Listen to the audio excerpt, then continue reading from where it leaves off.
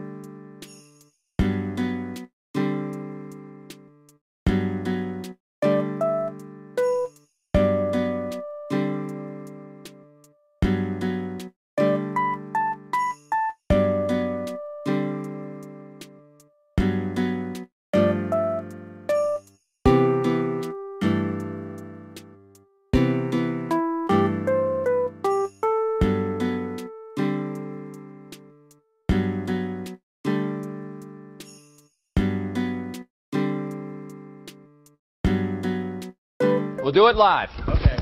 We'll do it live. F it. Do it live. I'll write it and we'll do it live.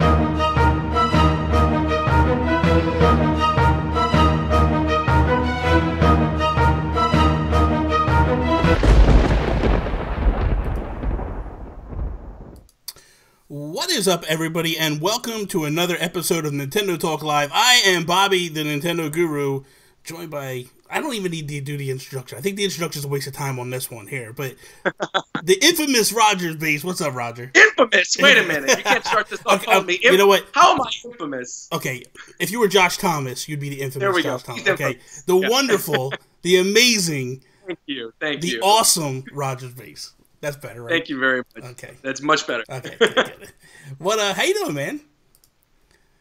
I'm doing good. It's been a very busy recording day for me. I did 2 anime reviews. Mm-hmm. I did a collab video with Viz. Mm-hmm. I was playing my SNES Classic. I was playing Golf Story. I was playing One Piece for Switch. I downloaded a bunch of games on Wii because the Virtual Console shop service or whatever is going to end, so I re-downloaded a bunch of stuff. So I have just been going like crazy today. Hence why my hair is all messy and fluffy, but I don't really care. We're doing it live. Listen, it's better than my hair, so you're good to go. You're perfect. You said it, not me. You were thinking it. That's all right. It's fine. It's better than Justin Masson's hair. That's all that matters. I'm telling him you said that. He watches, so it's fine. He'll know. Hey, Justin. So, typically what I do is when I do a Nintendo Talk Live in the middle of the week, because typically, like, everybody that watches my stuff kind of knows, like, I do Monday through Friday, I take the top Nintendo news of the day, talk about it and break it down and such. There's 2 things I kind of wanted to talk about. Okay. And it's news things, and I figured we could jump into that, and then we'll just kind of go crazy after that from where we are. First thing is, obviously, the SNES Classic launched today. Yeah.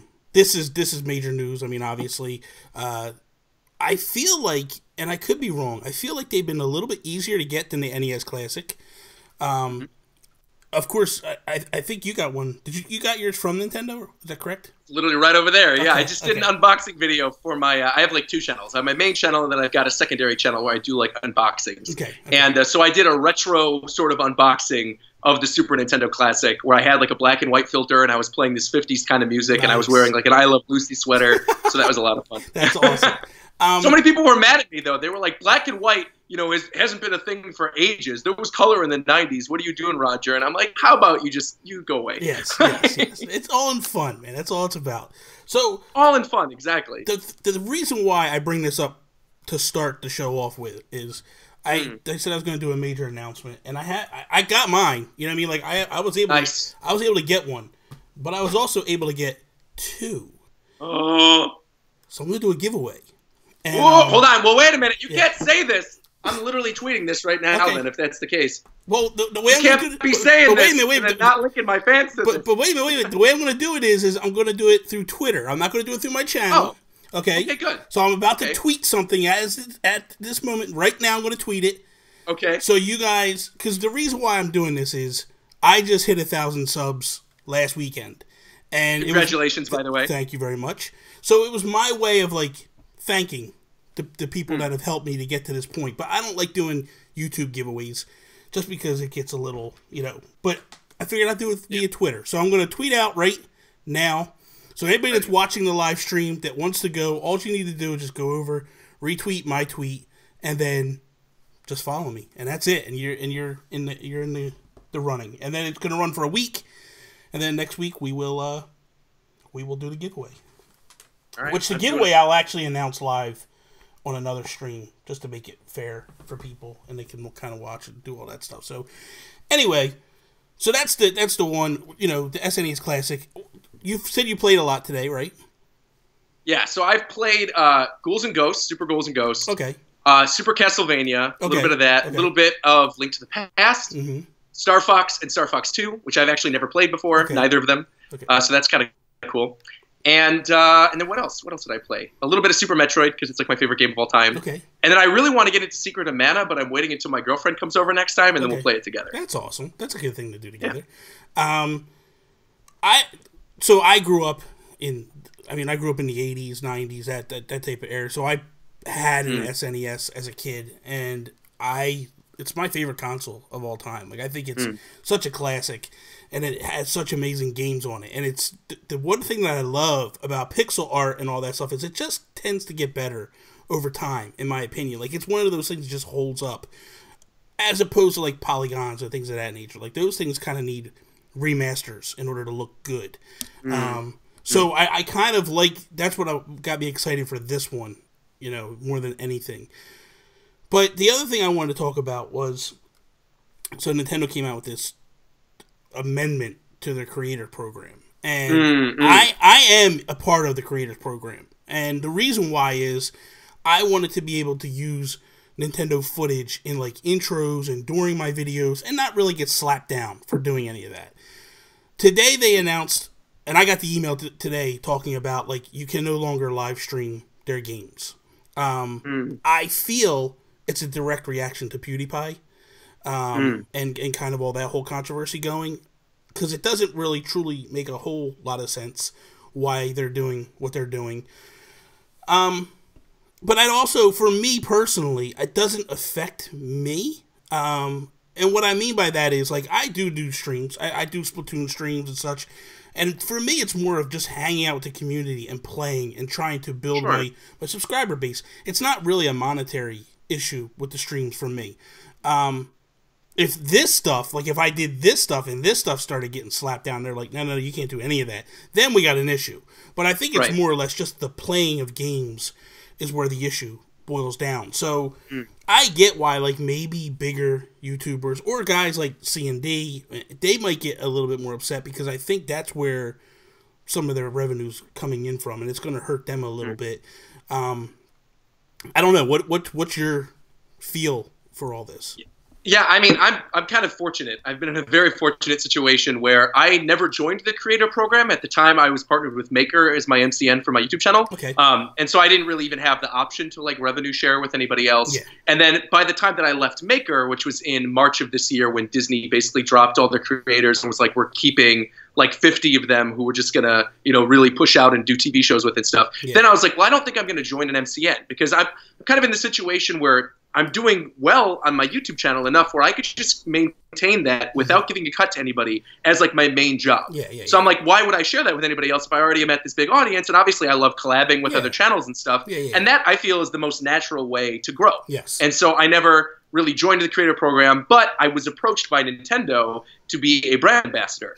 And so basically in January of this past year, right before the whole Maker fiasco, I was on an episode of Nintendo Minute. I almost forgot the name of the show, but it was it's Nintendo Minute, the one with Kit and Krista.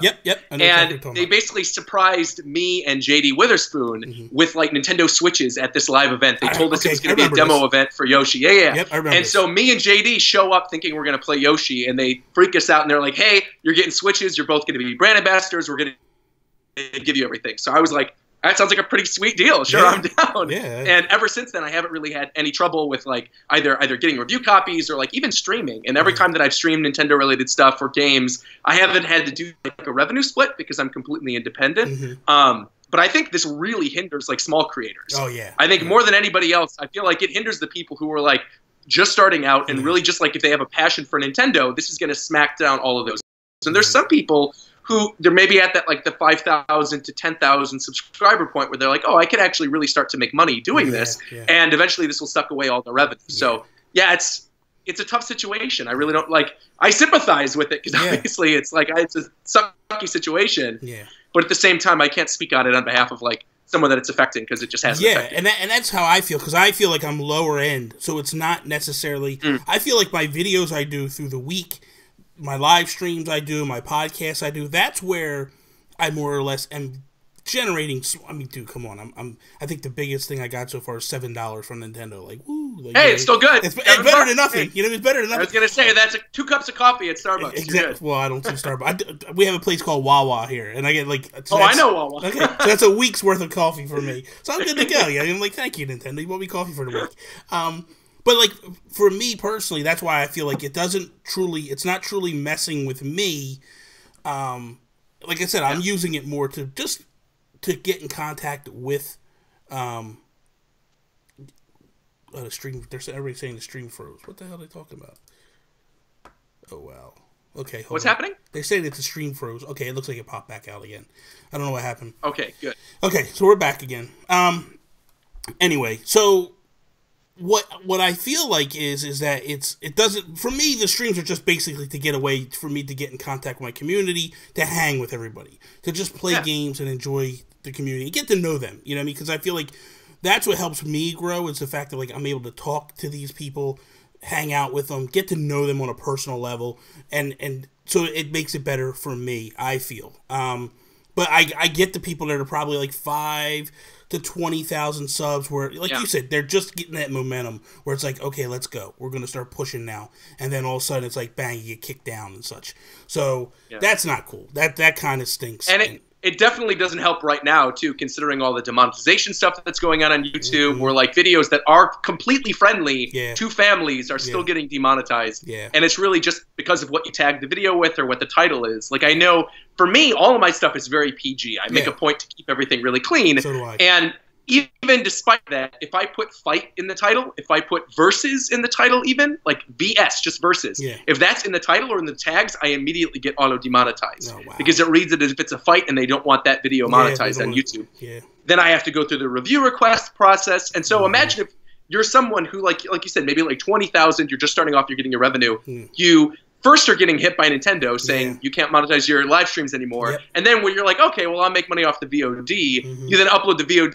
And YouTube's like, ha, you were playing Street Fighter, demonetized, and then you're stuck, you know? Yeah, you're right. You're absolutely right, because that's the other thing, too, is, like, again, the one thing I will say to thank Nintendo, I guess I could do, is since I joined them, I basically was able to...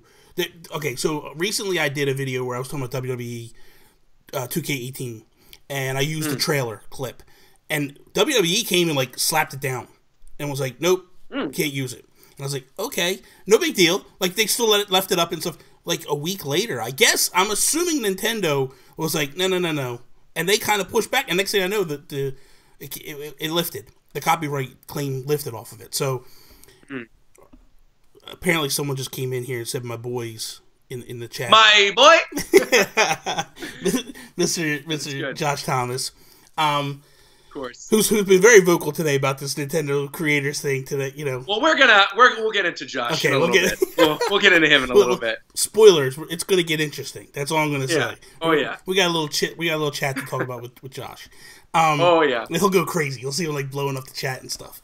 Of course he will. Of course. Of course. So yeah. So I feel like it's not. Again, people have asked me today, and I'm like, it doesn't affect me personally on a personal. Because I went to my wife. I'm like, my wife actually came to me because she does YouTube as well.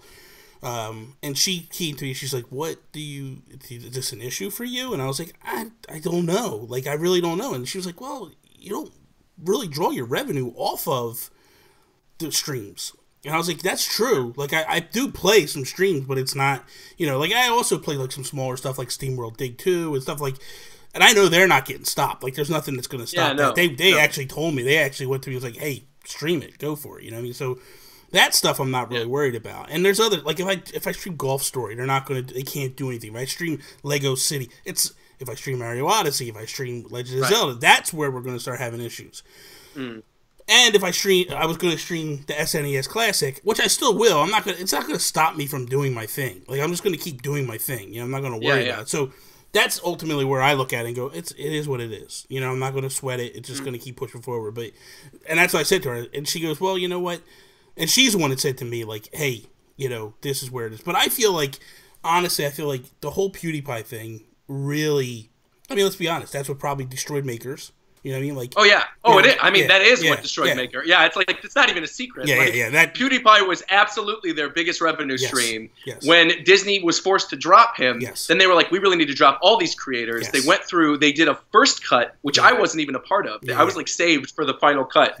And so they dropped a giant list of creators that were, I think, like 50,000 and below. Wow. And then on the second cut, they dropped creators up to 100,000. And then on the final cut, they dropped just like a few other creators who were still with the program who did videos with them, like me and King of Lightning and a couple other people who do like anime or gaming related things. And because they didn't want to deal with the copyright stuff, they then dropped us too. Gotcha. And so it's just like it's a spiral, and everything comes full circle now with the stuff with the creator program and And I feel that like what went down a couple weeks ago with the racial slur and it caused this big thing. I think Nintendo just looked at it and was like, you know what?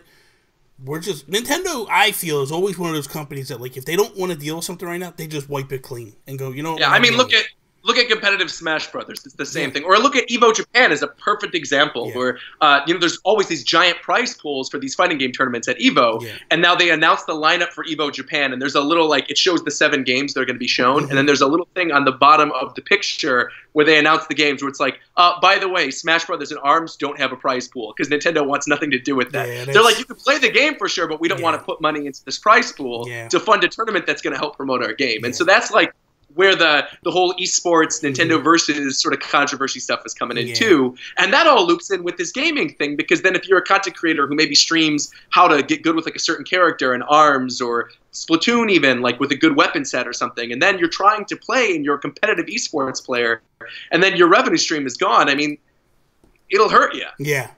And that's the thing. Like, I feel like it just blew me away. Like, and that's like this whole, I mean, I do watch PewDiePie. Like, honestly, that's where I feel like watching PewDiePie, honestly, changed my momentum, I feel, with the whole thing. Because I looked at him and I was like, because I was that guy, that small, creator that was just like, man, I don't have enough views. I can't do this. I can't figure this out. And then one day I was sitting on the couch with my wife and I'm like, PewDiePie has 55 million subs. And he only gets about 5 million views per video. I mean, somebody does more, somebody does less, but on average, that's what it is. I was like, he's only doing 10%. And I was like, okay. So then I looked at the next guy, and I'm like, which is what everybody, and I'm like, holy crap, everybody's only doing 10%. And I'm like, so and I go back and look at my videos, I'm like, oh, I'm fine, I'm good. So as long as I just keep doing the 10%, and I was like, okay, we got this. So it actually changed my thought pattern and all that. So I just looked at all that, and I was like, okay, this is a good thing for me. It's moving in the right direction. So let's get back let's talk some Nintendo. Okay, what do you want to talk about? I want to just start off with you a little bit. What was your first Nintendo console? My first Nintendo console was an N64 for Christmas in 1998. Okay. So, but prior to this, my first ever game console was a Sega Pico, which I don't know if you know what this is. It's basically this front-loading video game console that's based, I think, in Genesis hardware or Mega Drive hardware. Okay. But basically, the game cartridges are books, and you put the books into the hardware, and you touch the books, and you write on the books, and then that shows up on your screen as like your controller. It's very bizarre. Look it up. Sega Pico, Pico. Really weird. And that was my first ever game console. And it was like an edutainment, sort of like, there were Sonic games on it, and Aladdin and Lion King. What non-loving parent gave you this? Well, at the time, I was like, I wasn't playing, you know, I was very young. Video games were relatively new. You know, it was like the height of Super Nintendo in that era. I was 6 years old in 1996 when N64 came out. And then in 1998, I remember specifically going to Toys R Us for like Christmas time where they had all the decorations set up and the holiday setups. And I saw Banjo-Kazooie and it like blew me away. I'm like, I need this. And so then my parents got me, and my grandparents, one of the two, got me an N64 with Banjo-Kazooie. And then I was hooked ever since. That's awesome. And so then I got N64. 99, I got a Game Boy Color, the Pokemon edition with yellow. And then in 2001, I got a GameCube.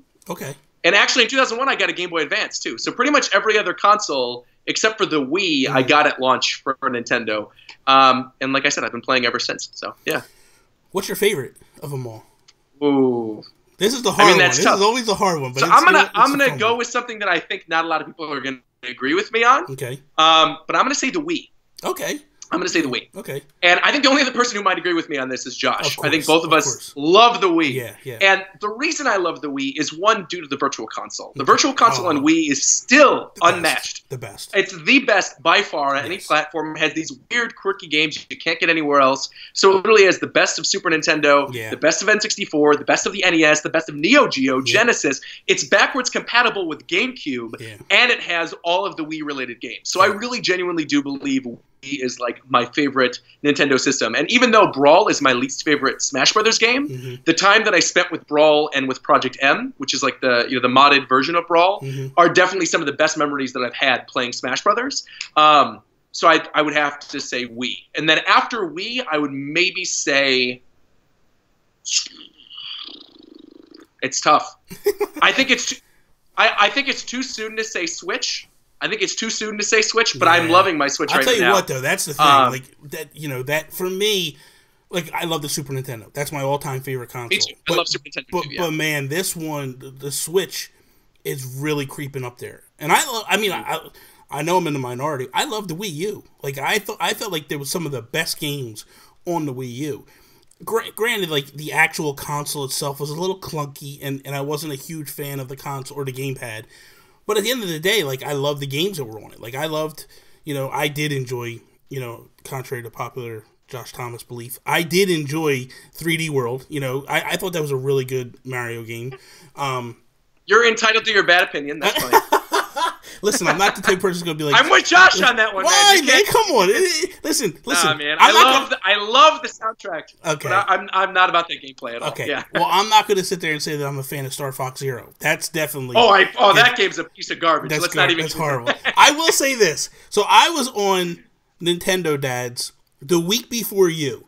And I put Mario Kart at number... I know where this is going. I put Mario Kart number 1. And you came... Oh, no, I was on 2 weeks before you. So I made Mario Kart number 1, and I took...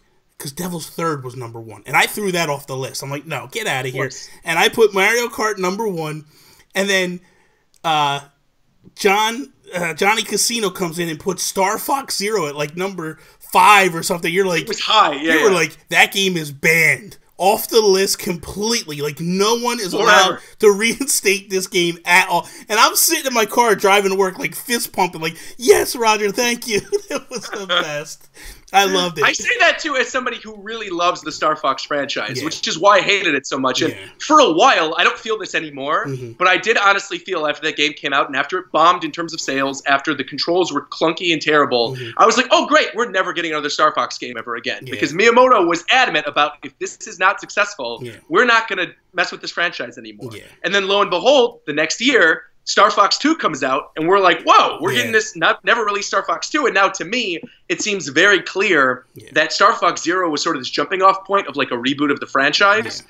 and that the next Star Fox game, I do think we'll get on Switch eventually, will probably have characters from Star Fox 2 sort of within this rebooted universe. And considering the fact that it'll most likely have traditional controls because there's not a tablet, you have to play it docked and handheld, it'll probably be far better than Star Fox Zero. So I'm looking forward to that. I hope so. I hope they do. I feel like with the success of the Switch, I mean, if you look at the Wii, and that's why I like that's why I love the Wii as well. Like the Wii brought us back all of our franchises that we loved. We got Punch-Out again. We got Metroid. We got 2 Metroids. You know, if you technically look at it. Yeah.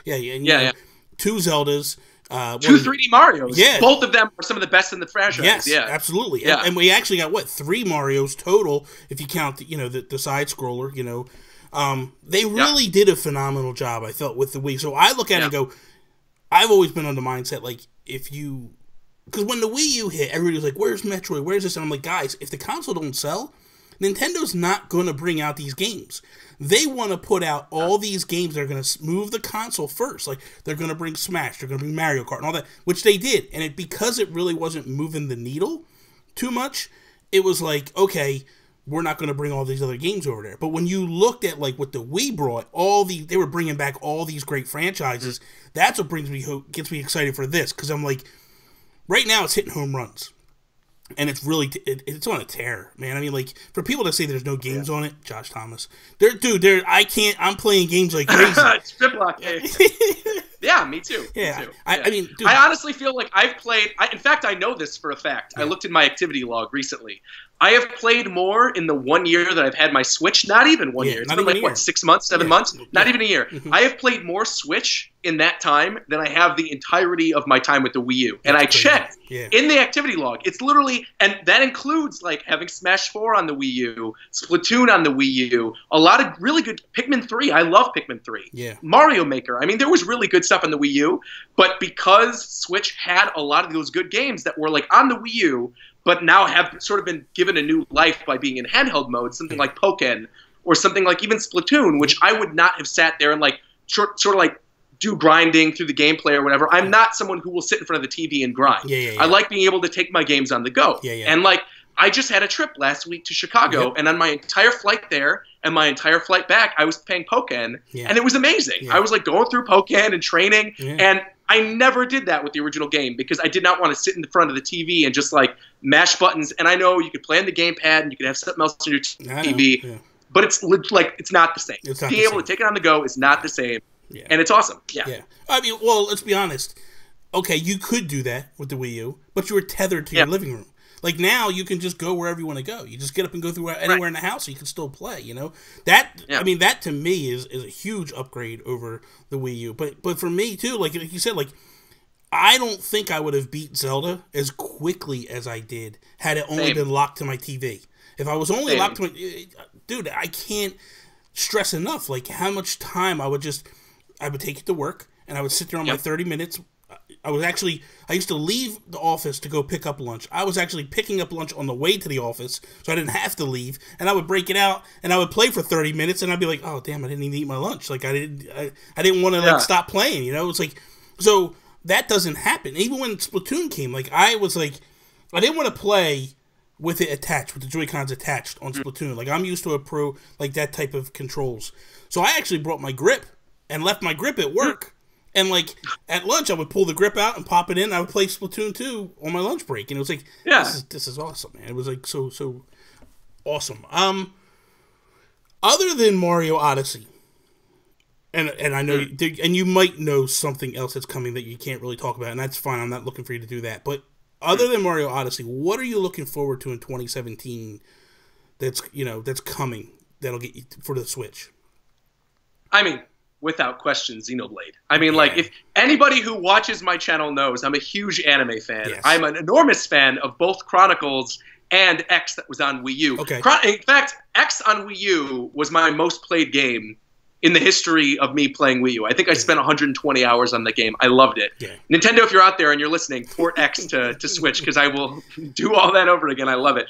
But I love that franchise. And so when it was first announced, I honestly believed it was going to get pushed to 2018. And then when we find out it's like, what, the 10th of December? Yeah, man. So I'm going to be getting it before I even go back to Chicago for Christmas. That's awesome. I'll be playing my review copy probably like the first week of December. That's amazing. And that's incredible. That's like, incredible. That is incredible. The special edition looks gorgeous. Yeah. And that is exactly the type of game I want on a system that I could dock and play in beautiful HD and also take on the go. Like being able to grind in Xenoblade on a plane on a trip somewhere else is going to be absolutely incredible. I cannot wait for it. I'm with you. That's my number one most excited thing for the year. And over Odyssey, even, honestly. Really? Yeah. Holy cow. That's a big thing. Josh is probably rolling in his grave over there. That's okay. And when you say what grave, trust me, you're going to get buried pretty soon. Don't worry about it. Oh, no. I'm just kidding. Oh, no. I'm just kidding. I'm kidding. Yeah, because I didn't even touch the original Xenoblade Chronicles until it came to the 3DS. And my buddy Toby was like, "Hey man, you gotta play this game. Like, let's play it together through, and we'll like go together." I'm like, "Yeah, that's cool." And we started pushing through together. I was like, "This game is really, really good." And then when I stopped playing it because well, I'm not gonna say a little. It's a lot janky on the 3DS, but it's still playable. Oh yeah.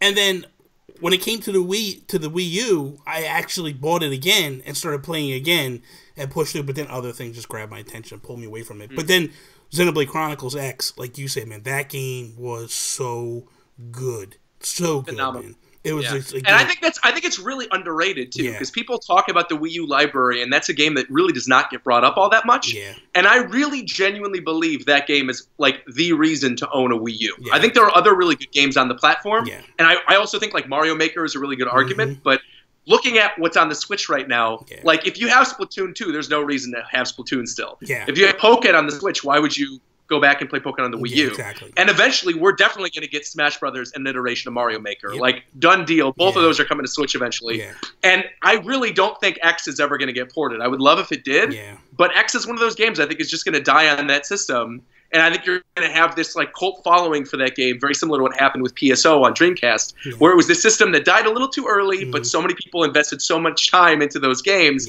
that they just have like these really fond memories, and they want to keep replaying it as much as they can. Yeah. You've said something a couple times here in the past few minutes. Port. Yeah. Number one, obviously, saying that you must be okay with the ports that are coming over. I love it. Okay. Yeah, because I would not be okay with it if we didn't have new games on the horizon. Okay. And I think this is something that me and Josh definitely argue about all the time, because he is. I know this about him, and that's fine. We're just different people. But like Josh is actively somebody who likes playing in front of a TV, and I simply do not like that. I like playing in front of a TV. Yeah. Obviously, if it's a game like The Wild or something that like is absolutely gorgeous, of course I'm going to sit down, plug my Switch to the dock, and play it with a Pro Controller or a grip. But most of the time when I'm playing my Switch, I am on the go. I'm on a plane. I'm on a bus. I'm commuting somewhere, I'm driving somewhere to an event, or I'm sitting in my bed, even though my TV is literally right here. I'm sitting in my bed playing the game with Netflix on my TV, watching Terrace House or Stranger Things or something while I'm playing the game. And I love it. Like, I absolutely love playing it like that. And so for me, I mean, all of these old games that I loved on Wii U are now sort of getting this new refresher by being on Switch and being in portable mode. And I really do think that's a big reason, I feel, why it's so successful right now. I think that's one of the big main reasons why so many people are in love with the Switch, is because these games they could not play on the go before, now they can.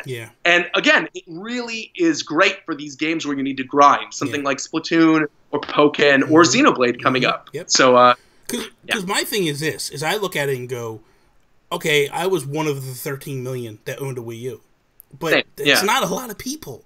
You know what I mean? So my feeling is like, hey, we know that the Switch is bringing people that left after the Wii back. Like, I know a bunch of people that came back and didn't buy a Wii U. So for me, I look at it and go, man, they missed a lot of great games. So I'm not going to be that type of person to be like, oh, that's trash, because I don't want to play it again. But that's not saying that like Nintendo shouldn't bring it. They should bring it, because you don't. The idea that the developers make these games, they make the games so people can play them.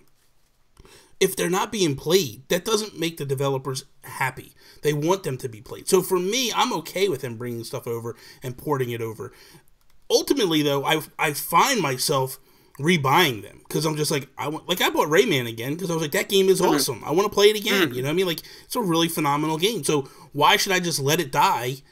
Or not just get it again, you know, I'll play it again. I don't care. Because of the ability, like you say, to take it on the go. I'm not stuck at my TV playing. And I think a big part of this, too, is, you know, we're mentioning all these really good Wii U games, Pokken and Splatoon and all this stuff, that is now on Switch. But you need to remember that these games were spanned out over the course of 4 years on one system. And the reason that they're doing all these ports now is because obviously there's going to be some other type of Mario Kart game in the future. Obviously there's going to be, you know, the next version of whatever these games are going to be on the Switch. But for the time being, for people who are like, I maybe want this for Mario Odyssey and for Zelda, and there's not a lot of other stuff to play, who again, like you were saying, are people who completely skipped the Wii U generation, and there's a lot of those people, they're then going, oh my god, this system has a Mario Kart and Pokken and all this amazing stuff, like right away? This is great. And that is, I think, a big reason, again, why it's so successful is because, if you are somebody who suffered through the Wii U generation, like you or me or Josh, it might be like, okay, enough with these ports. But for somebody who is new, who has not owned an HD Nintendo system before, this is revolutionary. Absolutely. So. And the other thing that I look at is this. Okay, so we get, you know, you get Zelda, you get ARMS, you get, you know, Splatoon 2, whether you think that's a port or it's an original game. I feel it's an original game, but there's people there are people that upset, they feel it's a port. Okay, fine. You know, Mario Rabbids, Odyssey, Xenoblade. So if you can then fill those gaps with Mario Kart 8 Deluxe, and if a Smash comes in eventually, or if a Xenoblade Chronicles X comes in, or Tokyo Mirage Sessions comes in, like if they can make these games fill those gaps, it just gives Nintendo that ability to go month in, month out with, you know, exclusive content for their console that you can't get on a PS4 or an Xbox One and all that. And at the end of the day, especially for people that didn't own a Wii U and didn't play them, it's a bonus. Like you said, hey, I got this game. Oh, I get to play this great game that I was interested in, but I didn't want to buy a Wii U. I didn't want to pay $300 for a Wii U. So guess what? I get this now, and I'm good to go. So I like the way they're playing this right now. Now look, if we hit 2019, we're still getting ports. We got a problem. But most consoles are typically the first year. I would say unless it's like a weird thing like Xenoblade X or Tokyo Mirage Sessions, which obviously just needed to get new life and is going to be on this platform that now has a huge install base. Like I feel like releasing a port of those games now would not do well because like the system's install base is still relatively small. But when obviously the Switch is going to surpass Wii U very soon in terms of lifetime sales, like very soon. Probably this holiday with Odyssey. It's going to happen very soon. I agree. And when that eventually happens, when that happens, the install base will be bigger, and then they might take the risk and go, you know what, let's throw this on here again. Maybe add some new DLC or something. I mean, I totally would be fine, and I don't think a lot of people agree with me. I would totally be okay with them porting Hyrule Warriors even, because I loved that game on Wii U, and let's be honest, 3DS port was garbage. No, it was horrible. The absolute horrible, terrible frame rate garbage. Silly. So if they were going to re-release that, I mean, I'd be fine with that, considering we already have a new Warriors game with Fire Emblem, and then now we'll have Hyrule. I'd be fine with that. I'd be fine with that as well. I'm curious because you brought this up earlier before we went live, and you said that you watched my last episode with Josh, and you had some things you wanted, you know, some things. So I was curious, like, what you thought of that whole breakdown. I mean, we've already sort of gone over a lot of the stuff that I wanted to talk. We can obviously go more in depth. You've got me the whole night. I can talk as long as you want. All right, that works. But I think the big thing that I wanted to touch on was like why I like the Switch so much. And why so many other people like the Switch. That is something that I don't think Josh still really like gets. But the other thing I want to address here, because I know him personally, like he's a real life friend of mine, and I know this about him. He's a grade, exactly. He is a grade A troll. Like half of the stuff he says, you cannot take at face value. He tweets it out for the exact reason why people hate him so much. Like he will tweet out something like, oh, E3 was terrible garbage, it was horrible, I hated it, which he did during this E3. And I called him out, like, what are you talking about? You like Mario more than you like Zelda. And last year was just Zelda, and you said last year's E3 was good. And then he was like, he finally revealed I did a video with him on his channel. He was like, oh, I was just trolling. So half the time, the stuff he says, he literally is just trolling. But I don't think he's trolling in terms of actually being disappointed with the Switch. I think he actually is disappointed. But again, I understand where he's coming from. As somebody who went through the Wii U generation, was waiting for the Switch, thought you're going to get all these really good original new games, which admittedly we are getting in this first year. Yeah. Stuff like Odyssey and Xenoblade and Mario and Rabbids. And like there's a lot of stuff that is not a port, even in terms of like indie games that are on the level of AAA games that are being released, like Golf Story. But I think, one, he's already so sick of it that like he's just sort of done with this year, and he's like, all right, next year will be fine. We'll have, you know, all these other good games. Once Odyssey comes out, I'll play my Switch again. But in the meantime, he just wants to sort of rant and rave, which is fine. It's his right to do that. I get it. But at the same time, like, objectively, if you look at the Switch, there's a reason why it's a success. And it's because the library is already so rich and so deep and has so many other really great games that you cannot get on anything else. Even in terms, like, we don't even have Virtual Console yet. And if you look at the Neo Geo and Arcade Archive stuff that we've gotten on the Switch, there are some really good hidden gems that are in those games. Like Waku Waku 7, Aero Fighters 2. Like, there's a lot of weird stuff that never was released on any other Virtual Console before, and is amazing on Switch because you have the two Joy-Cons. You could just take the Joy-Con off, play with your friend, and immediately you have an arcade in the palm of your hand wherever you go. Absolutely, yeah. Okay, I got a question for you, because I know you're like this crazy big, you know, anime guy. I haven't messed with anime hardly any in my life. Very minute. If I was to start with anime, where would you lead me to go? Depends on how much time you want to invest. What's your favorite genre? You know, what's your favorite genre of movie? Probably like action. Like an action movie is probably. I would probably say like an action movie. I would say start with Cowboy Bebop. Okay, that is my number one recommendation. It is dubbed completely in English. Okay, it was on Adult Swim. It aired like, I think 10 years ago, like a decade ago.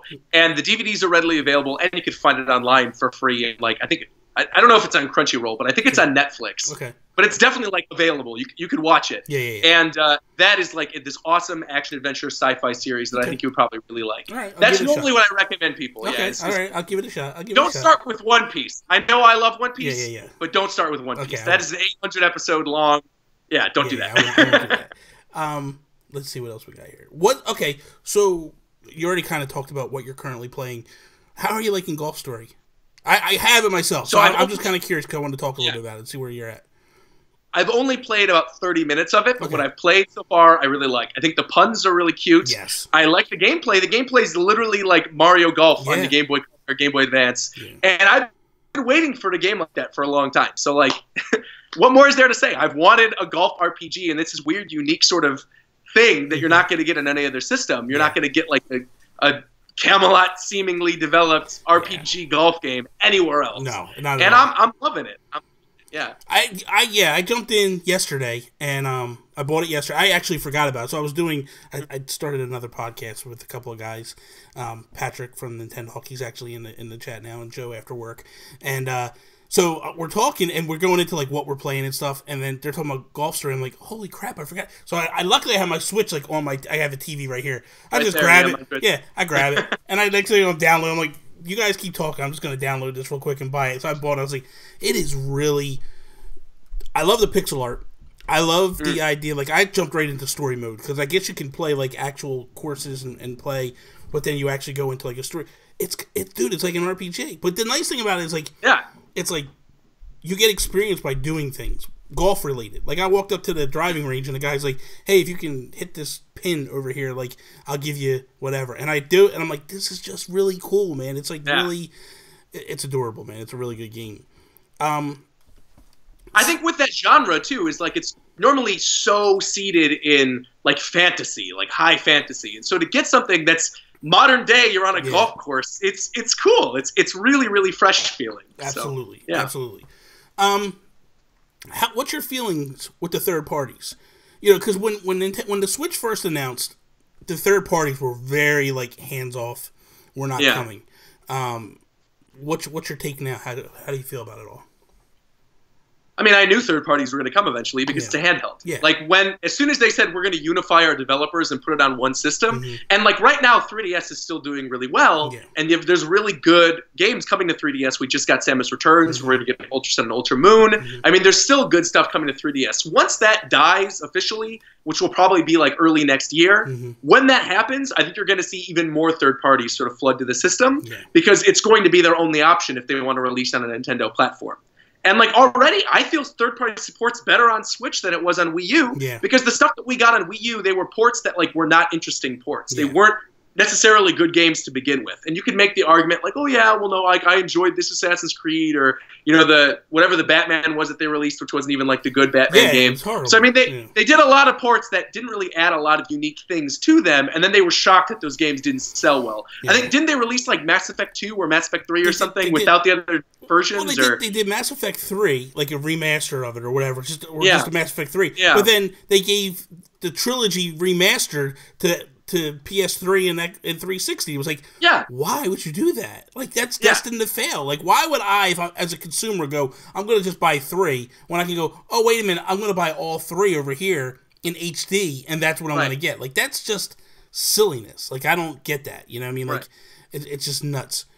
Well, if you look at the third parties, too, right now, there's a really good mix going on because something really unique happened during the Wii U era, which was that developers realized this is a dying console, that the only games that are going to sell in it are Nintendo games. So what did Nintendo do? They reached out to third parties like Toei Tecmo, they reached out to Atlas, and they did these first-party, third-party collaborations, which I would argue were very successful. Those were some of the best third-party games on that system. And that was without any real other third-party support. Now you have the real third-party support from Bethesda, from Rockstar, from Square. I think people aren't realizing what a big deal it is that Square is making an exclusive RPG that looks really good on the Switch. It's a huge deal. It's massive. And you have all of these big third parties tied in with things like what Ubisoft is doing with Mario and Rabbids, or what Koei Tecmo is doing with Fire Emblem Warriors, where you're taking these first and third party combo games and you're getting these really good, even the games that are getting ported like LA Noire and Skyrim, those are already tried and true really good games. People already know those are good games. So like you're getting good ports and you're getting new content and you're getting these combo games. It's a very nice mix for a platform that's only been on the market for less than a year. Absolutely. So, yeah. I agree, because, well, for me, when I found out that Doom hit, I, lost my mind. Because last year, for me, that was my game of the year. Now, a little fact that some people that follow me know is I can't play first-person games. I get sick to my stomach. Even as much as I got sick, I could only play that game in doses of 30 minutes. I kept wanting to go back. I was willing to get sick to play that game because it was so good. So I was like, you know what? I don't care. I actually, someone that listens to my show bought me C-bands, and I tested it out with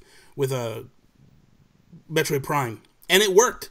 As crazy as it sounds, like you put the C-bands on, and I don't get seasick. So I'm like, bring on Doom now. Now I'm ready, baby. And I'm like, hook it up, man. This is gonna be awesome. Someone said something. Did you see the comparison shot too of the PS4 version and the Switch version? They're not. It is shocking how close they are. Dude, when you consider the Switch as a handheld, let me tell you what, really impressive. I feel like when you see the side-by-side comparisons, me as a person, I'm looking at this and I'm going, I could get the Xbox One, I can get the PS4, because what was it? NBA 2K16 or 18. I'm sorry. They showed side-by-side footage. They showed PS4 Pro against an Xbox One S against a Switch. It wasn't that far off. No, I mean, you looked at it, it was like, oh my god, these are almost identical games. So I'm like, wait a minute. If they're able to pull this off now, this is insanity. And I was listening to NVC a couple weeks ago, and Pear and Brian Altano were talking about it, and they said they believe from what they've heard is basically like a slider, and they basically can just grab the game and say, okay, this is the CPUs. This is what it is. They slap it in. They go, okay, we slide, and then boom. So they can put anything on this, and that's why Wolfenstein's coming over right away. And it's like that's madness to think that they're able to even do if this. you look at stuff like really anything that was made on Unreal Engine, you could put on Switch because they already announced like Unreal Engine 4 games work with Switch.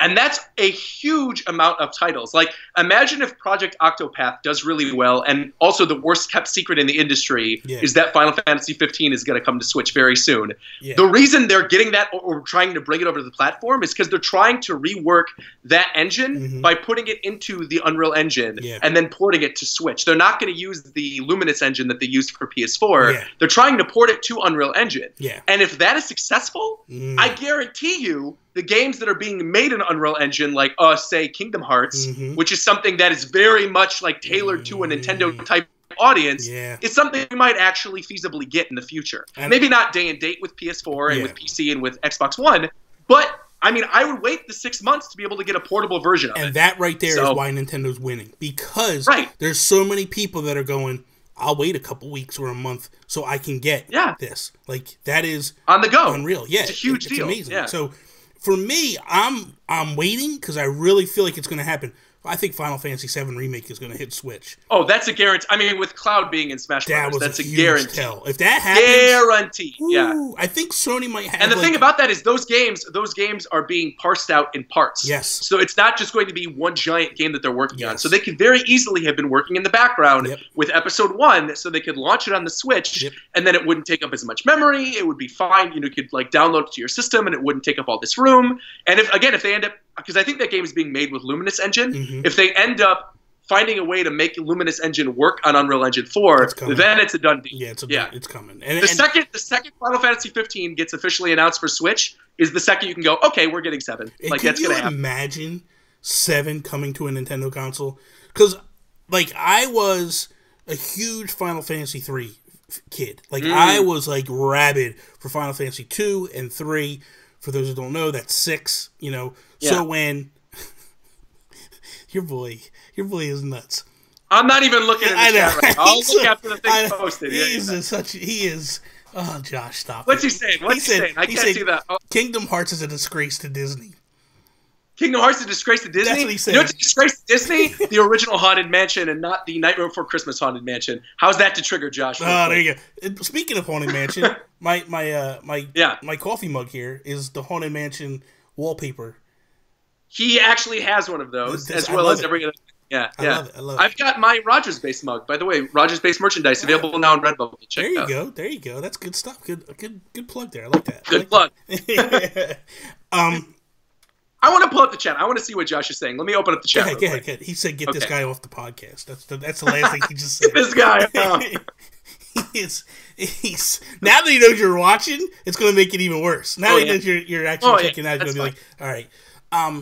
So, because for me, like, I was a huge Final Fantasy 3 kid, and I died when they announced that it was not coming to the N64. Like, it crushed me, and I was just like, "What is going on here?" And it was like, you know, this is, to me, it was like mommy and daddy are getting a divorce. And it's right. And that's what happened ultimately. Like, they just went their separate ways, and it was years before. And I feel like when Square had some success with, like, Bravely Default, that's when they started to look at Nintendo as a viable option again. And they were just like... Well, I mean, this isn't something I know, so don't, like, this isn't some insider information thing. This is just something that I think is probably going to happen. Is that engine, the thing that it reminds me of more than anything is Chrono Trigger. And for a very long time, people were clamoring for a sequel to Chrono Trigger, and I don't think that's ever going to happen, but Square has been re-releasing that game on pretty much every system ever since. That is a game they could very easily remake in that engine, in the Project Octopath engine, and would also explain why Chrono Trigger was absent from the SNES Classic, because it is on the Wii and Wii U Virtual Console, but it is not, well, technically it's only Wii, and it's available through Wii U, but I digress, it's on those systems, and it's not on the Switch, and it's not on the SNES Classic. So what that says to me is that is a game that will most likely eventually get ported with that new engine that they put together, that HD 2D, which I'd be fine with. I love the original Chrono Trigger. It's one of my top 5 favorite games of all time. It'd be fantastic. Talk about like a third-party win if they got Chrono Trigger. Yeah, man, and that's to me, yes, that's the look at the SNES is a defining moment of RPGs in my mind. Like I feel like 100% agree. Could not the best era of RPGs that ever hit across the board. Like there is such because Square was hammering on full cylinders, man. They were just hammering away with hit after hit after hit. But Nintendo was just basically brainwashing kids with like Nintendo Power, going like, "This is the second coming of Christ over here. Go play this game." I'm a brand ambassador. I don't want to lose my brand ambassador title, man. Well, all right, listen, don't be telling them they're brainwashing. Listen, hold on. Let me. I can say this for one reason only, and one reason thoroughly only. I gotta move all this crap out of the way. Dude, I am Nintendo Power through and through, man. I love Very nice. I love Very Nintendo nice. Power. Hey, I'll one up you. Look, I literally just came back from Chicago, Okay. and I got some really weird Nintendo merchandise. Okay. I will one up you. This is something I don't think you even have. Okay, let's see. Let's see.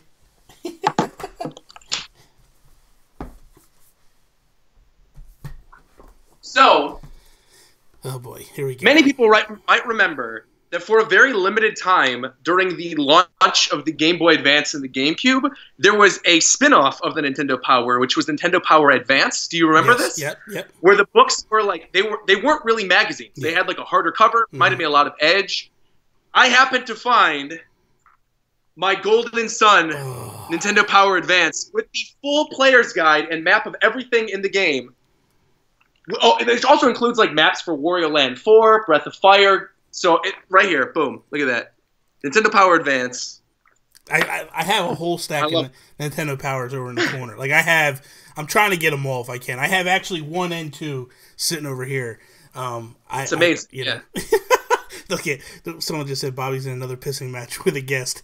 I had Jules watch him on about a month ago, and he started showing off his stuff that he had because he's got like a Virtual Boy right there and all that stuff. And I'm like, wait a minute, Jules, I'll show you. And I'm like, I get up and I go and I start pulling stuff out of my display case. I'm like, look at this, look at this. He's going back and forth and stuff. So I'm getting ready to do a room tour. I got to put a couple things up. I just acquired a couple weeks ago an Amiibo display unit that has the TV and like it's interactive and you touch it and Mario talks and like you push the Amiibo you want and it tells you like what they do with each game and all that. It's like really good, man. And so I got to get that put up and all that stuff. So here we go. Josh is telling my wife to come downstairs and beat me up or something. He's beat you. Let me see this. I don't even see Josh. Oh yeah, yeah. I was okay. So I'm gonna make fun of my friend a little bit. I said I didn't even see Josh in here, and then I realized it's because he's got his garbage new name, Nintendo Beyond, instead of the BitBlock. A absolutely useless rebrand that did not need to happen. Yeah, why? Ever. I know. I don't know why he did that. That was just stupid. Well, because he trolled. That was a very dumb. And especially considering, did you watch the new Make Believe? It was really good. Dude, it was the new Make Believe was awesome. Oh, it was amazing. There was no reason why he needed to be called Nintendo Beyond. It was just stupid. He should just keep the BitBlock name. Well, because he it's ran, much better. He ran that name into the ground with all his trolling he did. So he had to get away from that whole, you know what I mean? But his name is Josh Thomas, though. Everybody knows his real name. He can't get away from the trolling now. It's too late. Yeah. But let me tell you, before we move on with that, because I just want to say this, man, the work he put into that video and the ideas. Oh, it's beautiful, yeah. Dude, man, if I could seriously just take those ideas and put them in somebody in Nintendo, Roger, take the video to Nintendo and show them, look it, I don't want to get in trouble here. I know you guys, there's some rough waters, this patch, but please, just watch these ideas. Totally steal them. Well, to be fair, he did say last year that he had an idea for a Mario Party game, which was taking the best of Mario Party and putting it in one game where they remake the mini games. And now this year they announced Mario Party Top 100, which is literally Josh's dream game. Yeah. And they put it on the 3DS, which I also think is a very stupid decision. Nobody wants to play party games on 3DS. Yeah. But that I knew that infuriated him, and that just made me, when they announced it, I was like, yes. Because I don't care about Mario Party at all. I've never cared about it. It's like my least favorite Nintendo franchise. I truly do not care. And so just the fact that they announced that to make him mad was very funny to me. Well, I mean, let's be honest. Amiibo Festival is better than Mario Party when you really weigh it out. I mean, I would rather play Amiibo Festival than Mario Party. Me too, every day. Yeah. Because at least Amiibo Festival has KK Slider in it. Exactly. Yeah. Thank you. So I'm with you 100%. he's probably getting ready to kill us right now. No, but he hasn't said anything. Notice he's triggered. That's why he's triggered. He's flipping out. He's like destroying his living room. He ran over to his mom's house to like, do you believe what these guys are saying about me? You're joking, but he does live next door to his parents. I know. I watched the vlogs. I love the vlogs. Look, he said. He said some of the guys. Easy, Josh, easy. He's over there spewing profanities now. Now he's all fired up. No, in all seriousness, anybody that's here right now, if you did not watch that Make Believe, go watch it, man. It's really good. Amazing. Like when I sat down and watched it, I was like, dude, the ideas of like the different bait and all that stuff. I'm like, these are amazing ideas. Like, bar none. Like my wife was like, dude, you could start a fishing tournament. I really hate videos like that because I go, this is coming to Nintendo. Wait, it's not coming to Nintendo. Somebody just made it up. Yeah. And it's like, oh, I wish it was coming, man. It is such a phenomenal idea, man. It really is. So, I don't know. What was I going to say? I had some. Oh, okay. So the 3DS, Samus Returns. How you feeling about that game? Here he goes.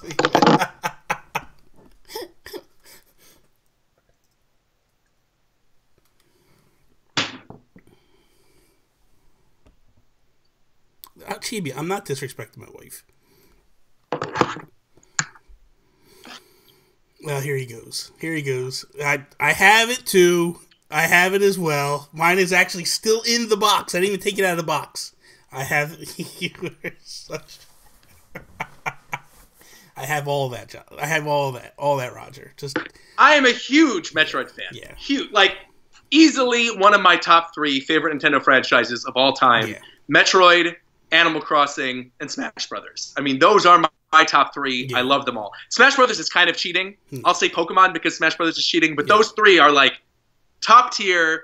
Every single game I've played in the entire franchise, I love it. Yeah. Smash Brothers is cheating, but Pokemon's not? No, because Pokemon is just one universe. Okay, like Smash Brothers is every universe combined. Okay, yeah. I got you. Yeah. So by itself, those are like my 3 favorite Nintendo franchises. And so for me, like I was following AM2R when they officially announced they were going to, they were doing like a remake and all this stuff, and then it got C&D'd. But now that I've actually played Samus Returns, I'm really happy to get canceled because I love Samus Returns. I think it is hands down. I talked about this on a Game Explain discussion. Yeah. It is hands down the best Metroid game since Zero Mission, bar none. And it's probably in the top 5 Metroid games of all time. Yeah. I'd say it goes Super Metroid, Metroid Prime, the original Metroid Prime, Zero Mission,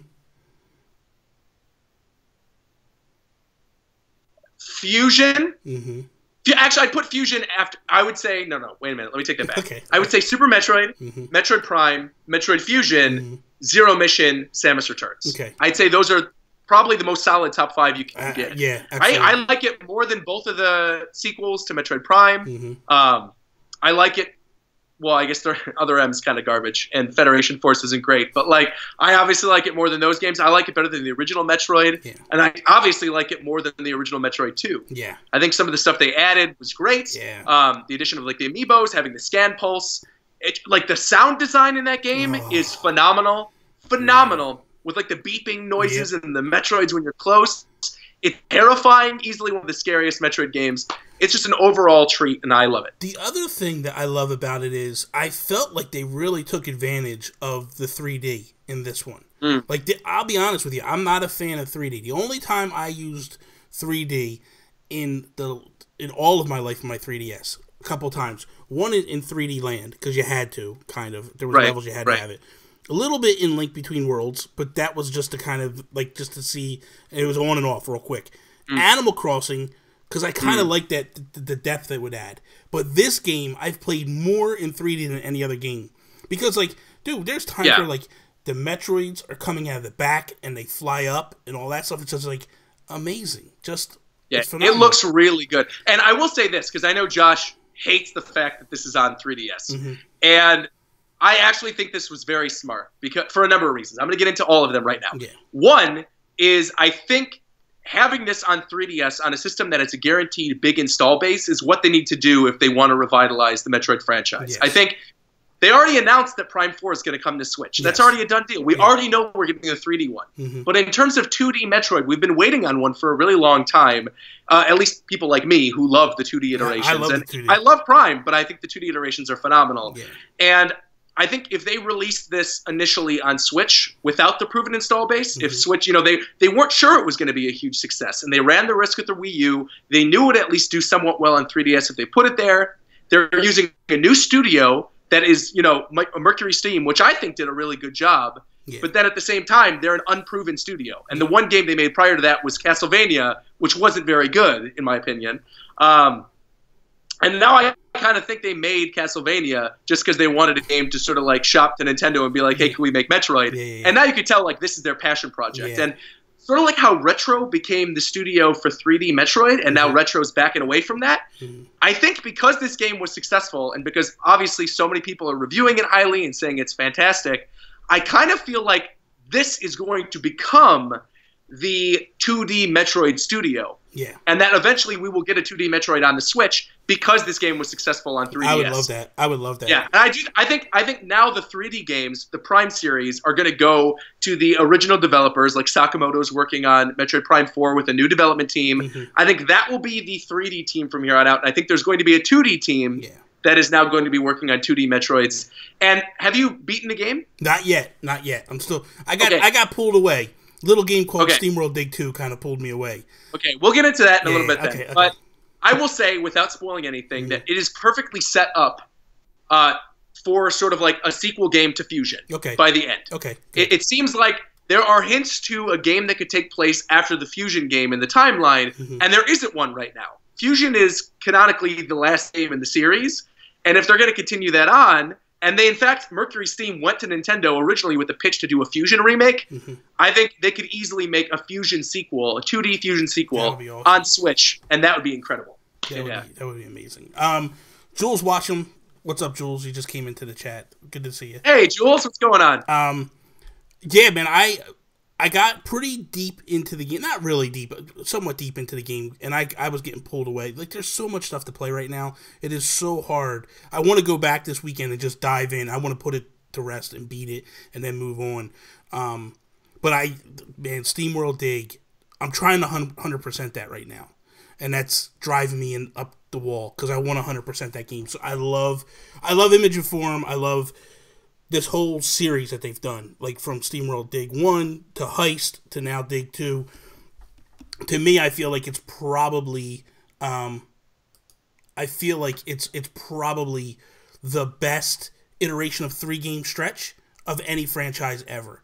I don't feel like there's any franchise that can actually go 1, 2, 3 and just be that sound and that good. Because what I love about them is they do these little nods to the other games, and you can play the game standalone and you get the gist of what the game is and you fall in love with it, but then when you get these other little things, it's like, okay, I see what they did here. And like this game, man, I don't want to spoil it for anybody that didn't play Heist, but man, I literally was like, wow, I was stunned when it all went down. I was like, I love it. I would argue, I was thinking about this. You were like, what's a franchise that has had 1, 2, 3 in a row that were all good? I would argue Pokemon had that with Black and White 2, going from Black and White 2 to X and Y to Sun and Moon. And I'm worried a little bit for Ultra Sun and Ultra Moon right now. It doesn't look different enough to me. But Black and White 2 was such a unique take on like that third game idea. And then X and Y was the first iteration on 3DS and introduced a lot of new mechanics like Mega Evolution. And then when we got into Sun and Moon with the Z moves, and I personally think Sun and Moon is like the best one since Gen 2, I think that was actually a really good line of 3. Yeah. Yeah, I just I'm astonished with what they're doing, and I'm like, what could they even do next? It's just like this is crazy to think where this team. Because the other thing too is like, and I'm not taking anything from what you just said with Pokemon, but this is such a small team, and the ability to just to see what they're doing just blows me away, man. I'm like, that's what makes me such a huge fan of indie developers, is because they're giving us the games. The unsafe games. They're taking the risks. They're doing all this crazy stuff right now. And like Golf Story. Yeah, exactly. Like, who would have thought you're going to take a golf game and make it an RPG? Yeah. And who would think that people would be, like, falling in love with it and buying it up and stuff? They said that I was on the podcast yesterday, I was talking, I didn't even look at it, and they were like, I didn't get a chance to look at the story, they were like, so many games came out yesterday that it pushed SteamWorld Dig almost all the way to the bottom of the list. Yeah. And it's like, that is insanity, man. And then even games came out today. You know what I mean? Like, I just bought FIFA today. Well, technically, it just officially released it. I've had it for a week. But the new One Piece game, One Piece Unlimited World Red, which is like a really good open world action game, even if you don't like anime. Okay. That just released on Switch, and it's got like a Coliseum mode. And if you are a fan of One Piece, it's a must buy. But I mean, even if you're not, that is a really good game that was previously released on PS4 that is now on Switch. So that's pretty cool. Is it now? Like in the United States? Right now in the United States. Wow. You buy it. I didn't even know. As of today. That's the problem. Like, there's so much stuff coming out. Like, it just gets lost in the mix, man. That to me is what makes it a little scary at this point for Nintendo. Well, because they're trying to bring in third parties and stuff. And that makes me a little leery that they might be hurting themselves because they're bringing in so much. Like, I feel like you have to have the right balance. You can't be like the Wii U where you have nothing, obviously. But I feel like they're also starting to hit this point where it's just so much stuff coming out. It's like, where do you put in? I think that's just a sign of a successful home console. I mean, if you look at the Super Nintendo, if you look at the Wii, and you look at the Switch, arguably not including NES, obviously the original, but those three were all extraordinarily successful and have all had very good third-party support. Yeah. And all of those games in the first year had really incredible titles that you really could not get anywhere else, and the developers were taking a lot of risks. Yeah. Like, we were just talking about the Wii earlier, and why it was one of my favorite consoles, if not my favorite Nintendo console, is due to the fact, if you look at the third parties that were making games on that system, there were risky, weird things like Elebits, Zack and Wiki, that were all within that first year that were new franchises for really big developers like Capcom that you have never seen that before on a Nintendo system, at least not since the Super Nintendo. Yeah. And now, once again, it feels like we're getting that with the Switch. We're getting stuff like Mario and Rabbids from Ubisoft. Yeah. We're getting these, this Tecmo collaboration with Fire Emblem Warriors. Yeah. You're getting Project Octopath from Square Enix. And I think it's just we're so used to the Wii U being such a dud. Yeah. And even like to an extent, the GameCube and the N64, while successful, were not home runs. Yeah. Both of them lost to their respective rivals. Like they lost to PlayStation and PS2. Yeah. And those, not saying those systems are bad. I love those systems. I have an N64 and a GameCube right over here. But they were not as successful as Wii and as Super Nintendo. Yeah. And Switch is obviously more in line with those consoles, and I think that's why we're seeing what we're seeing.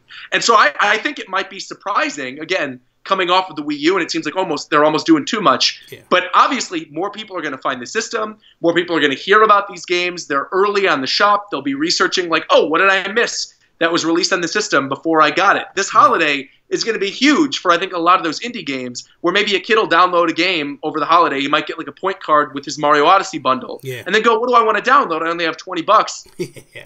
He'll see something like Golf Story. He'll see something like the treasure trove of Shovel Knight games. He'll see Fast RMX, and he'll be like, "Whoa, this is all really good stuff." Yeah. Mutant Muds just got ported too. So it's getting ready to. It's getting ready to launch. Yeah, it's getting ready to. Yeah, I can't. So there's good stuff, man. Anybody that's out there, you're gonna have Mutant Muds.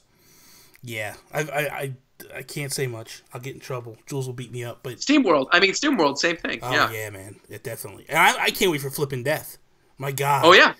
And Faye, or Fee, whatever the hell they're calling it. Fee, that game looks unreal. Unbelievable. So I can't wait for that. And I'm excited. Well, for Flippin' Death, the cool thing is I'm in an ambassador for Zork Games. So there's actually going to be my portrait in the game on one of the walls. Oh, cool. So I'm like, I can't wait. They gave you a choice. You could either have the tombstone with your name on it or your picture. And I was like, come on, you gotta have this face in your game. It's gotta be there, So, so they're gonna do Klaus, the CEO of the company. He does not all, does a lot of the art work and stuff. So he's gonna work on all those sketches and stuff, and they're gonna put them in the game. So it's kind of cool. It's kind of exciting. So I'm just to the point where I'm I can't wait for more. But my question to you is this: how would you lay out the eShop? Because it is a little very minimalist. It worked, I felt, in the very beginning, but now we're starting to hit that point where it's Okay. I'll get in trouble if I say this. But I'm going to say it anyway. But I know you don't have to. I'm going to. Okay, it's a very unpopular opinion. Okay. And like I said, I'll get in trouble for saying this. I loved the Wii Shop channel. I loved it. They had the new games run the front screen. Yep. It was organized by category, and you would just go down a list of all this awesome stuff in whatever genre you wanted. And like, there were new releases. There were things that were recommended by the staff. They had like the Nintendo Minute shows or whatever. I love how the Wii Shop channel was laid out, and I would love to see something like that on Switch, sort of mixed with what we have on PSN, or like something like Steam.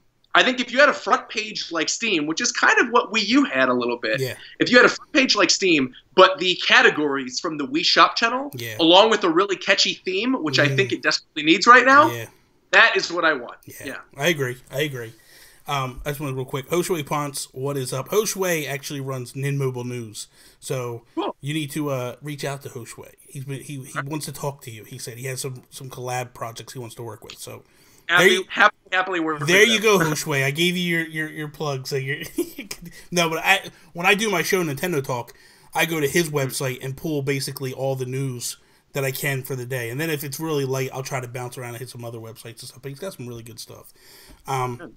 For me, I agree. Like the Wii U, I feel like the music for the Wii U was like no other. Like it was just really spot on. Like it was always catchy. Like Christmas, they always had that jingly type music going and all that. And then, but like you said, I did, when you first said the Wii, I'm like, why the Wii? And then as you started to lay it out, like, you know what, you're right. Like I like that whole, so I could go with that. The one thing I liked about the Wii U was I did like the categories a little bit. I like the fact of like you could find, if you're looking for NES games, you could click that. I'm assuming, and obviously I don't know anything at all, but I would my assumption is that they're holding off on the whole category stuff until some sort of virtual console news is broken, and whether it's like, hey, we're going to break it down into, because we don't know what they're doing yet. I mean, you got the rumor, if you listen to the Nintendo dads, Justin and Zach are beating the drum of like Netflix. And then you have Netflix. I mean, I won't get in trouble for saying this because I didn't sign an NDA, so it doesn't matter. Okay. But I have on good authority Netflix is coming very soon. No, not Netflix. I'm saying Netflix. Oh yeah. I know. Well, Netflix. Yeah. What did Netflix just announce? It's done. But you're saying they're literally waiting for Nintendo to flip the Switch. Yeah, to flip the Switch. Yeah. As soon as Nintendo's like, you could do it, it'll be on the shop. Yeah. It's a done deal. That'd be good. It'd be nice because you could actually just kind of flip it on anytime you want. Like I could literally have it right now going on this TV, like right now. Although I have it built into most of my TVs. That's the one thing. Like people that are clamoring that they have to have Netflix, I don't necessarily agree. I like the idea of having Netflix because it's just something if you're ever getting bored or whatever. But I don't feel like it has to be there. Like it's not one of those. Let me explain. I think why people want it. Okay, go ahead. Because for me, I have pretty much every system. I got PS4, Switch. And I've got a smart TV. So I have three different once they add it to Switch, I'll have three different ways to watch Netflix if I choose to. And normally when I'm playing Switch, I have Netflix running on my PS4, and then I'm playing a Switch game. But I think the reason people want Netflix on the Switch is because Netflix was really cool on the Wii U, because if you had a TV in your bedroom or whatever, you could lay in bed while your spouse is watching TV or playing a game or something, and you could watch Netflix. And the ability to stream Netflix, like say at a coffee shop, you go out for coffee, you go to Starbucks or something, or Proof or whatever, and you get your Switch with you, and you could sit and you could watch your Netflix and also simultaneously switch and play a game, so long as there's a Wi-Fi connection. That's pretty cool. That's like the same as having an iPad or something like that. So I do think the Switch would be the perfect system to have that on. And I think that's more of why people want it, not necessarily having it in docked mode, watching movies. Like, you could do that already on anything. That's fine. And that I makes think more people probably want it in portable mode. Yeah. And I would assume that, because if you're on the plane, especially if they allow you to do downloads, which is the new feature, because then you can load that. You can load your Switch up with 2-3 movies, and then Terrace House and Stranger Things. Exactly. You set to go. But so back to the virtual console real quick. Like, so if you go with the way of the Nintendo dads with the Netflix, where it's basically a Netflix style virtual console, I like that idea. I just don't know how that works. If it's something where they go like, hey, you can download 3 games at a clip and play those, and then you'd have to replace game, it became a rental service. That would probably work. You know, I would be on board with that. The pricing gets a little crazy. Like, what do they do for that? Like, we've already heard that, like, it's going to be $20 for the year for the internet. But I would assume a service like that would be in addition to the $20 a year. So I don't necessarily think that's the case. I think the idea of like a rental service with NES games where they drop one, didn't they already say that's included with the cost? Like, that you'll have like new multiplayer games that are released every month that then you could play with your subscription. So I think they will do that. Well, but I think what will probably happen, I don't think they'll make like a service where they'll do like a Netflix or they'll do like something where they'll do that. But I do think there will be something where like those games will be able to be cycled out if you have an online thing similar to what PS Plus does. Yeah. Which is that if you have PS Plus, you get a game for that month. And then so long as you continue to have PS Plus, you could keep that game. Yeah. But the second you get rid of PS Plus, then that game goes away. Yeah. So I think they might do the same thing where every month they'll release an NES game or like an SNES game or, you know, have some type of like new multiplayer feature in that game. You'll be able to download it onto your system. And then once you say, I'm not going to have the online service anymore, suddenly those games will get taken away. Yeah. That's what I think is going to happen. And I think the Virtual Console, when it comes to the system, will just be the same as Virtual Console like we've had before. I hope so, because I kind of like the idea of, like, I don't mind. What I don't like about the idea of, like, a Netflix is I don't like the idea of, like, not owning the games and not having them and picking the games that I want to own. Because my fear of, like, a Netflix style thing is, like anything, games will disappear. They'll bring stuff in, they'll take stuff away, and I don't want that. If there's a game, like we could probably assume that like a Mario game isn't going to disappear, but let's just say it does. You know, what if Super Mario World or Super Mario Brothers 2, the Lost Levels, it comes in this month, and then 2 months later, like, you know what, it's really not doing that well. We're going to take it out and put this game in.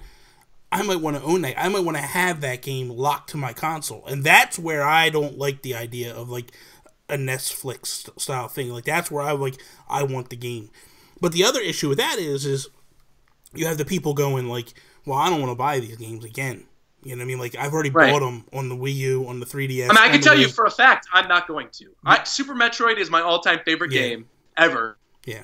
And I already own it on the new 3DS. Yeah. I already own it on my SNES Classic. And I own it on my Wii. And I own the original Super Nintendo version. So I have 4 versions of that game. Yeah. I am not going to buy it again if it's on Switch. Yeah. What I would love for them to do is add things like leaderboards or, you know, multiplayer features to classic Nintendo and Super Nintendo games and even N64 games, and then sort of put that on as part of like the subscription service where like you pay to get online. Yeah. And then for Virtual Console, I'd really want them to focus on systems that have not sort of been given like re-releases anytime soon. Like, I'd love GameCube to be the main focus for their Virtual Console, where we would have like Melee and Kirby Air Ride and all these really good games that have not really been re-released recently. Yeah. And then not really focus as much on the Nintendo or Super Nintendo stuff because we could already get it. And I mean, they just released NES Classic last year. SNES Classic just came out today. Spoiler alert, at some point within the next year, we're probably going to be getting an N64 Classic or a Game Boy Classic, and that's going to continue down the line. I mean, that's going to continue. And so until, like, once all those games are out, then maybe after all of those systems are out for a while, they'll say, okay, we'll allow you to buy these on separate Virtual Console. But I think having them where it's just, like, part of the subscription service for the time being, considering there's other ways to get them, is fine. Yeah. I really want them to focus on stuff that hasn't been re-released. And they did say, essentially, that like they feel like the classics are a way of them to get that. They feel like that's an extension of the Virtual Console. A Virtual Console. And they've already announced that. So, you know, I'm grabbing this thing. I just want to real quick, we'll plug this one more time. So if you guys are watching the stream now, there is a giveaway now for this on my Twitter. Go now, retweet, follow me on Twitter, and you will win you will get the opportunity to win this. Next week, we'll do the giveaway. So there you go. That's my final plug of that thing for now. Yeah, so they're already saying, like, this is an extension. So I can see what you're saying. Like, I can see them definitely going, like, and the N64 is without a doubt coming. Like, I was sitting in line yesterday, and guys were like, I don't know. I'm like, dude, they just patented the N64 controller. They also patented the Game Boy, too. Yeah, exactly. I brought this up on Game Explain. I'm going to use this as an opportunity to say this right now. Okay, good. I'm calling this right now. Okay. If I'm wrong, whatever. Okay. I don't think we're getting N64 next. I think we're getting Game Boy next. Really? And this is why. Yeah, okay. If you look at the Pokemon anime right now, if you look at Pokemon Sun, and Ultra Moon, okay. if you look at Pokemon Go, if you look at everything Pokemon related right now, there is one key region that keeps being brought up, and that is Kanto. At Kanto, the original 151 keep being brought up. Yeah. If you look at what games they have remade with the current physical special attack spread, every game except for Gen 1. Because Fire Red and Leaf Green were in Gen 3. Yeah. So those games have never had a physical special split re-release remake. Yeah. And with the Switch being, this new home console that's obviously bringing in a lot of new people, you've got Pokemon Go with all of this nostalgia where people are like hyped for those original Pokemon. What I honestly think they're going to do for the first Pokemon Switch game, I think instead of doing the next gen, because I think it's a little too early for that, because Ultra Sun and Ultra Moon haven't even come out yet. Yeah. I think next holiday, what they're going to do is I think it's going to be a sequel game to Red and Blue, and I think the main console game is going to be a Pokemon Red 2, Pokemon Blue 2 for Switch as their main holiday game. And here is why I'm tying this in with the Game Boy Classic. Okay. Is what I think they're going to do is there's going to be a link cable in the Game Boy Classic where you'll have the original Pokemon games like you have on Virtual Console right now. And what you'll be able to do is transfer those Pokemon into the Switch version using Pokemon Bank, and then it'll be compatible with Pokemon Bank, and you'll be able to basically play all those games on the go, all those classic Pokemon games, and then transfer all the stuff from Gen 1 and Gen 2 into your Pokebank to then transfer into the main game that's going to be on Switch. Because, and I'm not, excuse my ignorance, because I'm not a huge Pokemon fan, and I don't, that's not my foray. Right. But the original Pokemon game, that's the only one that you can't really pull them out and put into your Pokebank, correct? So you can via the Virtual Console releases. Okay, the one you can via Virtual Console on 3DS. All right.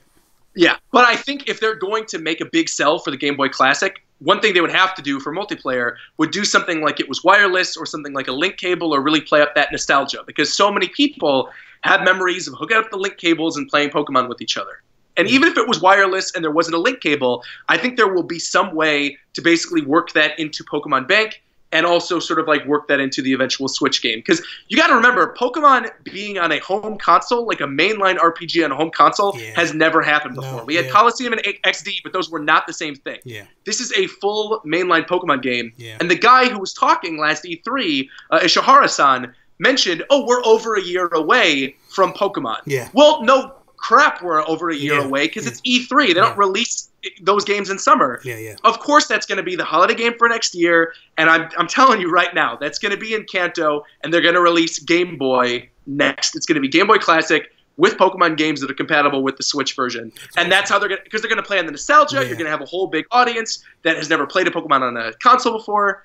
Trust me, that's what they're going to do. That's amazing. They're putting money on it right now. That would be, well, someone said, my buddy Rybo just said in the chat, he goes, that doesn't sound nearly convoluted enough for Nintendo, though. Like that setup you did. We got to have a couple more dongles and all that stuff. More dongles. Hook to the phone and hook to you have your Pro Controller that you'll hook to and all that stuff. And there we go. So I'm kind of interested in, Here's a question for you, because I brought this up last night again on the podcast, and they were, this is the way I feel.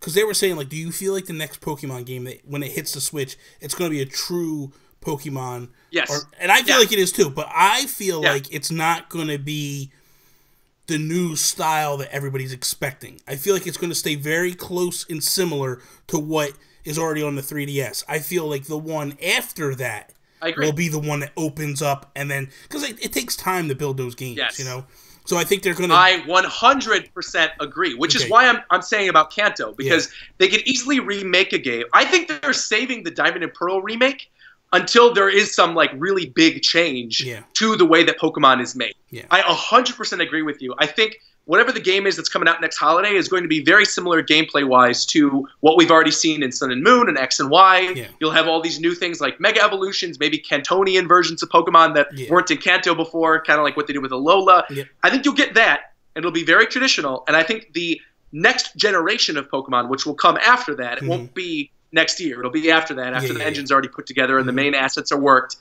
That will be the one that's very different, and that will be the one where they remake Diamond and Pearl. I think that will be the remake for that generation. Okay. Because the remake for, I don't think there's going to be a remake for the Sun and Moon generation. I think there'll be a remake for the X and Y generation. We already had that with Oris. But I think with Sun and Moon, I don't think we're getting a remake. I think if we do get a remake for this era that's in this style of gameplay, it is what I already mentioned, that it'll be something like with Kanto, or maybe a sequel game or something, and that will be the Switch game. Because Diamond and Pearl, when they first released, were very heavily influenced by online. That was the whole big thing with that generation, was like the Wi-Fi connection and online battles for the first time. And I think that's going to be a huge thing that they're going to sort of revolutionize for the next mainline Pokemon game, like the Gen 8. I think the big focus is going to be online, playing on your TV, more of like an MMO type experience. And it would make sense for them to then revolutionize Diamond and Pearl in a remake with that engine, as opposed to the Sun and Moon engine, which uses that wonky plaza to transfer Pokemon and all that stuff. So, yeah. So that's another reason why I think we're getting Kanto. Okay. So I have a show, I have a podcast I do. It's called If We Ran Nintendo. And it's not like what people kind of think. People think like we're acting like Nintendo doesn't know what they're doing, and we are the be all end all. I basically have like a catchphrase. I go, we're not smart enough to run a lemonade stand, let alone Nintendo. But we kind of like it was a way to combat trolls, more or less. It was like everybody would bash Nintendo. I'd be like, okay, genius, how would you fix it? Because they always go like they're stupid. Well, why are they stupid? How would you do it? Nobody ever follows up. So my question to you is, if you ran Nintendo, what would your not the next Pokemon, the Pokemon after that, what would it be? What would it look like? What worlds would you encompass and all that? I'm going to let you go wild a little bit. We should continue this question with more of an open-ended question after this. But I will answer your question that you just asked right now. Okay. I think what I would do is I would have every region that has already been in the franchise, every region available in one game. And that when you begin the game, you can choose your own region and then can travel freely between all of them. Because right now there are so many Pokemon. There are so many. And I don't think they need to continue to add as many new ones as much as sort of give a new coat of paint to many of the ones that are classic. I think what Sun and Moon did was incredible with the Alola forms, because those Pokemon are completely new Pokemon, but are still harken to the nostalgia that we have for a lot of these older Pokemon that didn't get a lot of love. Things like Sandshrew and Vulpix and Exeggutor. And now people love these Pokemon because they've been given a new coat of paint with Alola. What I would do is I would have that same idea that I brought up with the Alolan forms, but with different regions. So you'll have like Johto exclusive forms of certain Pokemon. You'd have Sinnoh exclusive forms of certain Pokemon. You'd have Kalos exclusive forms of certain Pokemon. And that would be the new Pokemon that would be added for that generation, aside from maybe the starters and like 50 new ones. I want the majority of those Pokemon in that new game to be Alolan type Pokemon, something where it's like a new regional exclusive version, but it would be for all the regions of the game. And they would all be available. They already have, obviously, all of those assets to do that. And then you'd be able to freely go about and either become a trainer or become a gym leader. And then when you have already beaten the end game, you can either go to the Battle Frontier, or you could do sort of what you could do in Pokemon Go, where you then run a gym and you have to defend your title from an opposing team. I think incorporating all of that would be really cool into an open world game. Because, again, I don't think we really need more Pokemon right now. I think there's so many Pokemon as it is. They really need to focus on balancing the ones that are in the game already for both competitive play and also to give them, again, like a new fresh coat of paint, similar to what they did with Alola, where maybe Pokemon like Tropius, which have never gotten a lot of love, never had a Mega form, never had an Alolan form, would, be able to have like this new cool form that would be unique to this game if you started in a different region. And because the game would be so big and you're starting in a different region, everybody would be experiencing a different thing when they start the game, where by the end game everybody has played the same thing, but sort of like with Breath of the Wild, where everybody did something different, you go and do your own thing. I like that. I gotta be honest, I kind of like it. It would... So for me, like I said, I'm not a big Pokemon fan. Like Pokemon Go was the one that I got caught up in the craze and I was going out and doing stuff, but it made me feel like I want story, and so I went and I bought Y, put a little bit of time into Y, put a little bit of time in the Sun, but I just feel like I need to learn how I need to play with somebody that knows, and because I have questions, because I didn't play all these generations. So that's what I have a buddy of mine that's really into it. So I'm like, I'm going to get it at the start of the next game, if he gets the one on the 3DS. If he waits till the one for the Switch, then I'll wait there and go there. But I'm going to get it, and I'm going to play side by side and be like, okay, I got questions. Help me get through all this stuff. Because that's, I feel like it's such a rich franchise, and it's deep with, like, lore and all that stuff. Like, it'd be really cool to get involved in and do. Last, we're going to have one more topic, little fun thing to talk about, and then we'll kind of wrap it up. But, yeah. So, you said earlier you love Animal Crossing. Love it. What's your thing to do in Animal Crossing? I decorate.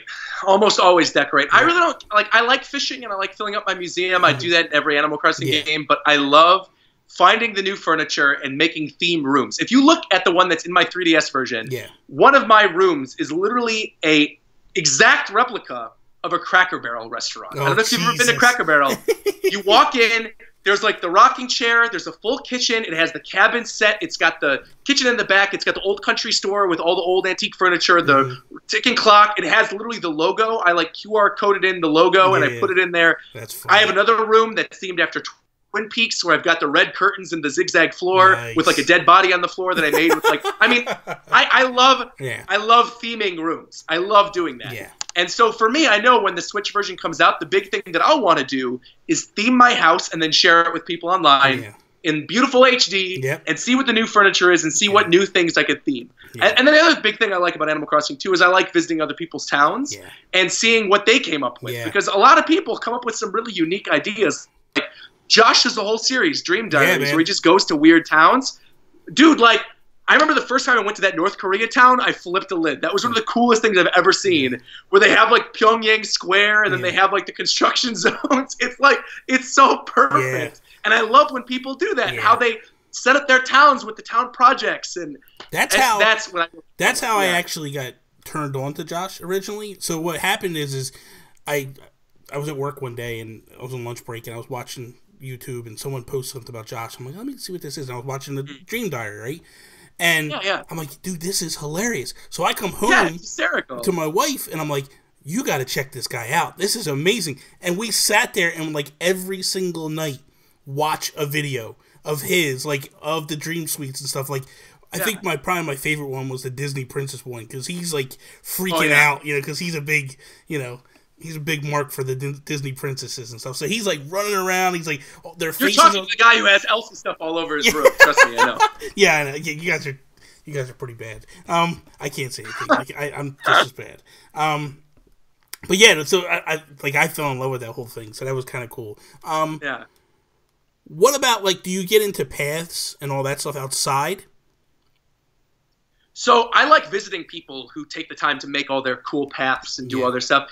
I do not have the patience for that. And I also feel like unless there was a way where they could naturally implement paths into the game, it still kind of looks off to me. Sometimes, it still looks like pasting a pattern on the ground. And that's something I really wish they would add in the next Animal Crossing. Is I would love like a path feature where you could sort of pave your own paths, different, you know, official looking versions of roads and streets and dirt paths. So you wouldn't have to resort to laying the patterns out. And that would be sort of the next way they could implement, you know, building out your town and doing your town planning. Because I do love it. But I'm never going to do it because I think it looks sloppy. I get into it. I love it. And my main thing is always I have to find the right path. I just don't grab any path. Like, it's got to match. It's got to look right and all that stuff, or I can't mess with it. So for me, I love that aspect of it. I love the decorating as well. Like, my main focus is when I first start the game is, obviously, I try to pay off my mortgages, but I also try to fill up my museum. So every time I have this rule, it's my own stupid rule, but, like, anytime I catch something for the first time, it's got to go in the museum. Well, I do the same thing. Of course. I mean, but that's stupid. That's what you should do. You're an animal if you don't do that. How could you do that? You get a new thing for your encyclopedia and you sell it first thing because you want to expand your house. You are a ravenous, inhuman animal. How dare you? You should be ashamed of yourself. Exactly. I can't be that person. Here's a question. I could not be that person. And I'm assuming the answer is the same as me, and I'm just going to let you know, it's probably time travel or no? Never. I don't time travel. I don't time travel. Never. The only time because it screws up your like your weeds and everything, even if you don't have the beautification thing on, and it takes away from the fun of the game. I love like going in and checking what's new in my town for the day. Exactly. The only time I technically time travel is when daylight savings hits, because it drives me crazy when I actually think, like, oh, it's 9 o'clock, and I dive in. I'm like, oh no, it's 8 o'clock. I gotta wait an hour before the store. Yeah.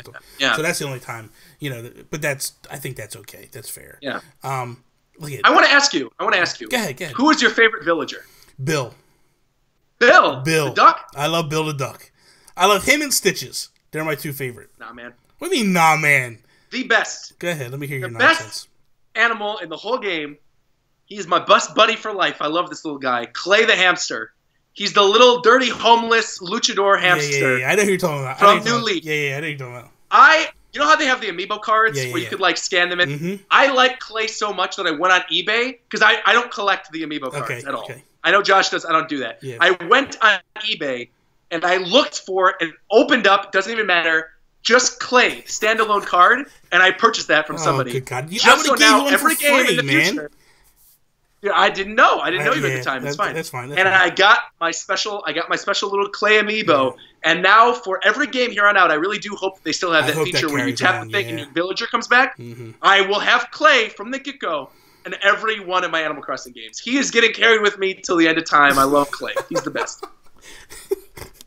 Josh, he built a wall to keep Clay out of his town. That's fine. That's fine. For me... So here's my thing. Apparently, we've been triggering him a little too much. I'd rather he just tell me that he's going to build a wall to keep Clay out than him actually deactivate his Twitter like the snowflake that he is. But that's a different topic. Man, so ooh, it's true. It's. I like the long fall of the tree. Of course, no, but I agree with him. Yeah. He says Roger's above time travel cheating, but isn't opposed to Amiibo cheating. Yeah, I'm 100%. I'm in agreement with that. Yeah, I agree. I fess up to that. I don't care. That's not cheating. You buy the Amiibo. Exactly. My thing is the reason why I love Bill so much is my first time I ever played it was the GameCube. I had a buddy of mine that kept telling me, like, you got to play this. You got to play. I'm like, I don't want nothing to do with that game. I want nothing to do with that game. That game's stupid. It's for little kids. I'm not playing it. And he's like, come on, man. What got me was he told me about the old school Nintendo games you could play on the GameCube. And I'm like, I'm in.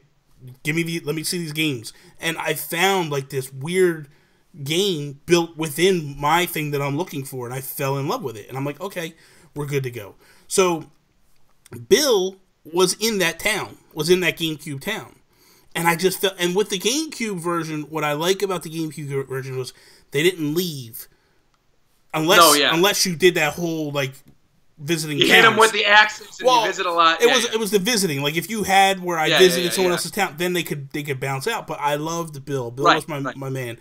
I got Wild World. He just showed up one day. I'm like, oh my God, this is amazing. I got Bill again. I got City Folk. He showed up again. I'm like, when I got it for New Leaf, I tried forever to get him. I was like, and I actually had to pay somebody to get him into my town because I couldn't get it. Like, someone was like, Facebook had this group, and it was like, someone was like, Bill is in boxes in my town if anybody wants them. I'm like, I want them, and they were like 3 million bells. I'm like, oh my God. I'm like, okay, you got it. Done. I'm like, you got it. Here you go. And then someone else came in with another bid. I ended up paying like 10 million bells because it turned into like this huge bidding war, and I'm like, oh, this is ridiculous. This is just ridiculous. See, that character for me that carried through every iteration of the game was Apollo, the eagle, and Cube, the penguin. Yeah. Apollo and Cube have been in almost all of my towns since then, and all the games they're allowed to be in. Yeah, that's awesome.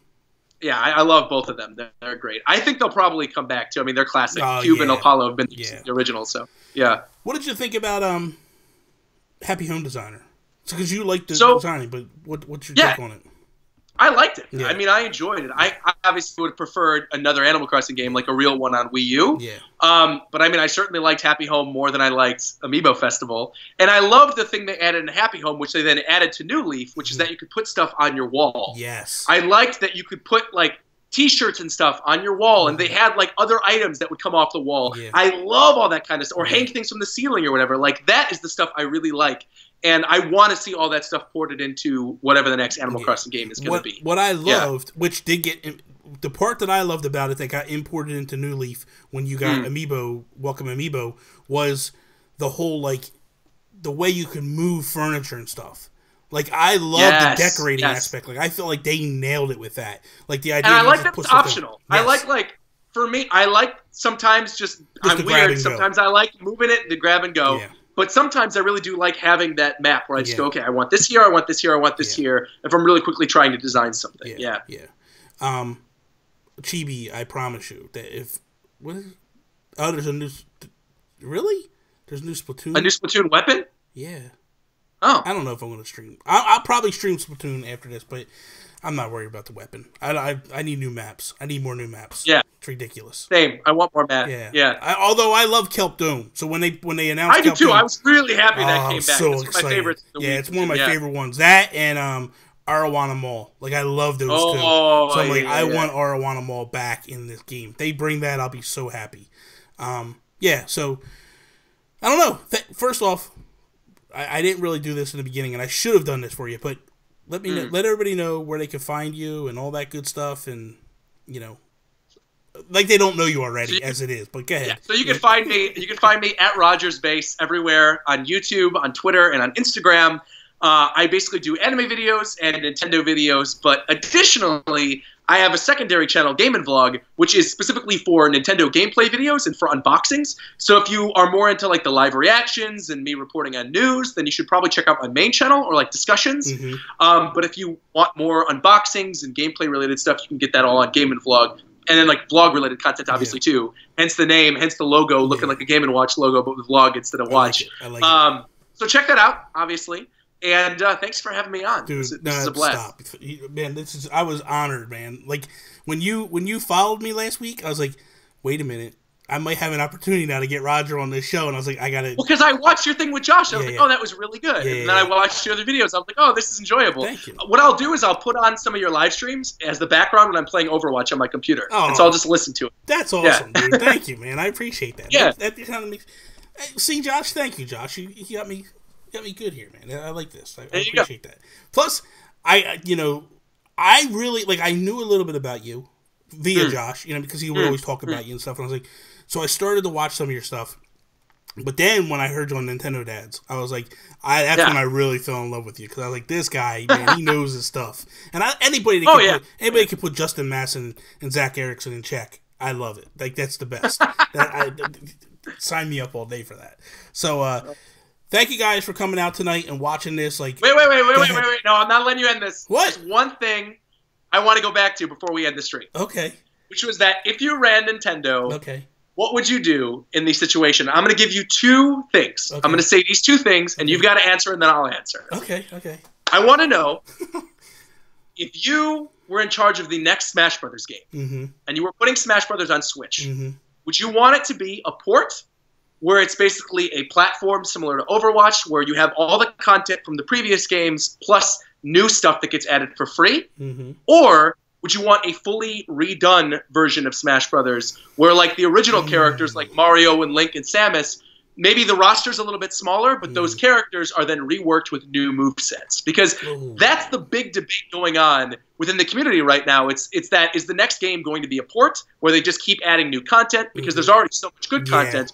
Or because maybe there'll be a new director, maybe Sakurai doesn't do the next one, they take a step back and they go, okay, let's rework the moveset of all these classic characters and give them entirely new things. Like Link would maybe draw from Breath of the Wild. You'd have Samus using her melee counter from Samus Returns. You'd have like all of that stuff. Because they haven't done that. All of the main 8 characters from the original game, and with Melee too, have all come back with most of their movesets still being the same. Some have gotten changes like Zelda and Sheik and other changes like with Mario, but on the whole, there haven't been a lot of big changes. And so I want to know your opinion on that. Okay, here's I'm going to give you two answers. Answer one is what I think they're going to do, and answer two is what I would do. So what I think they're going to do is, I think they're going to take 4, they're going to do a deluxe version. I think it hits in 2018, fall of 2018. I think it's going to have everything from the 3DS and the Wii U in one. I think we also get a couple of new DLC characters. I believe Shovel Knight's in there. I believe Shantae's in there. And I think 1, maybe 2 other characters are definitely in there because they're the ones that the fans want. Inklings and Spring Man are guaranteed. Yes, there you go. Okay, so that's what I think they're going to do. And then 5 will come later at a later date. Now, if I ran Nintendo, what I would do is, wow, that's a tough one. I tried to buy myself time, and it didn't work. Because you didn't have an answer. I know. I was trying to buy myself time and think it through, and it wasn't. Man, I think that I would go. I wouldn't change things up, like and create new stuff. I would probably go with a deluxe version and go, this is a legacy collection now. So what you have here now with 4 is going to be what we start with. And maybe axe a couple of characters, and maybe dwindle it down a little bit, maybe rework it a little bit, rework some of the maps. But then I would say, like you said, with an Overwatch or a Splatoon, where every week, every couple of weeks, we add something. We add either a new character or a new weapon, or not a weapon, but like maybe what I mean by weapons, like the Smash weapons that drop in, maybe stuff like that. Items. Yeah. New maps, things of that nature. And then I would just go off of that and kind of let it build and go for a few years. In the meantime, though, I would probably work on a 5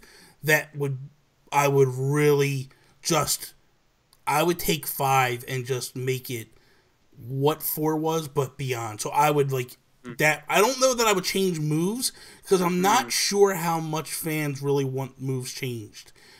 But that's why I brought it up. Yeah. It's a huge debate among the community. Some people are like, the roster's getting too big. Yeah. They want it to go back to maybe like a 16-character, 20-character roster with like some new characters, but like with everything reworked, where everyone is a new character. I don't want the Melee style where it's pared down. I liked the fact that like all these characters are in it.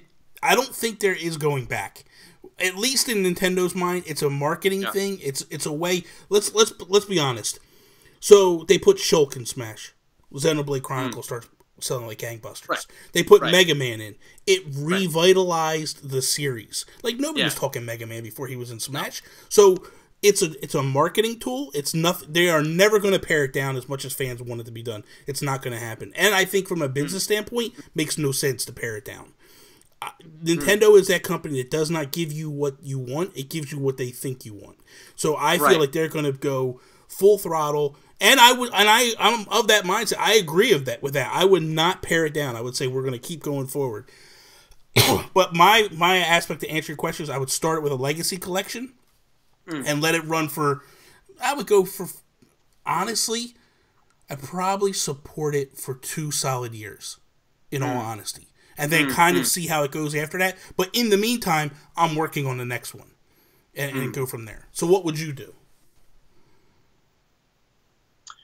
So it's interesting because we actually have very similar mindsets on this. Is the first time I heard that idea of having the retooled Mario and Samus and Link and like basically having all of them feel like new characters, where it's still the Smash Brothers style, but it's like all of their movesets are completely changed. I think that is really cool. Yeah. But I agree with you. I think once you add Cloud, Pac-Man, Mega Man, all these third parties, there is no going back. Yeah. You cannot go back and get rid of those characters. People will be like, what the heck? Even if you retool them for a later game, I don't think they're going to do that. I actually think they're not going to cut any characters. I think they're just going to add characters. Yeah. And my guess is I think that Smash for Switch will be just that. I think Smash for Switch is going to be called Smash for Nintendo Switch, just like it was for Wii U and for 3DS. And that we're going to get all the content, or most of it, from both the Wii U and the 3DS version, including DLC, from the get-go, out of the box, like a deluxe edition, plus like 3 or 4 new characters. So like, probably like Inkling, probably 2, I'm guessing 2 new characters that are first party, so Inkling and Springman. We'll get maybe 1 new third-party character. I'm thinking probably Bomberman, considering how much they're adding to Bomberman R and that being a launch game for Switch and all that. And then maybe like an indie character, someone like you said, like Shovel Knight or Shantae or, something like that. I could see them doing that. And then I think from there on out, it's much easier to tell Sakurai, hey, could you work on a character for 3 months and then put the new character in the game, as opposed to saying, could you completely rework the thing? Because right now, I feel like Smash 4 is still really untapped. I mean, people are still playing Melee from back in the day from 2001. Smash 4, the base of Smash 4, could easily go on for another 15 years if they just keep adding new characters to it, new maps, and keep rebalancing. And that's honestly what I want, because I think like if they really keep on it, imagine if they announce like a new Nintendo IP, or they announce like a new iteration of a Nintendo franchise. Yeah. Then to go along with that, they go, hey, by the way, here's a level from the new game. Yeah. Here's like a character from the new game. New Fire Emblem games coming on Switch next year, like the new mainline one. Here's the protagonist from that. We're going to put them in Smash Brothers. Here's, the ARMS characters. Here's maybe the new DLC character that's added to ARMS. We're putting them in Smash, too. Yeah, man. Like, that would really be cool and a way to really bring a lot of love to their franchises and also to third parties that maybe want to be corded to the system. They can go, you know what, we'll put your character in Smash Brothers. And then that sort of gives them the incentive to say, okay, well, now there's an audience for this game on the Switch. I agree. And, I think that'd be great. Yeah. Okay. Now you got me going. So we're going to do one more. We're going to do one more. You okay with that? Or do you have to go? I'm totally fine with that. Okay. I'm here all night, like I said. Yeah, go ahead. One more if we ran Nintendo scenario. Okay. If we ran Nintendo, would the next Mario Kart 9, would it be like a Smash with all the different characters in it? Or would you go back to the core basics of Mario Kart? Okay. This is probably going to be a very unpopular opinion. Okay. But I'm going to say this. Okay. I think Mario Kart 8 Deluxe is the best Mario Kart game that's ever been released, bar none. I think there is so much content. There is so much stuff, both with the newly reworked battle mode and then with all the maps that they included. I think in terms of a Mario Kart for Switch, that is all I really need. Yeah. I've never been a huge Mario Kart fan. That is what I need. Yeah.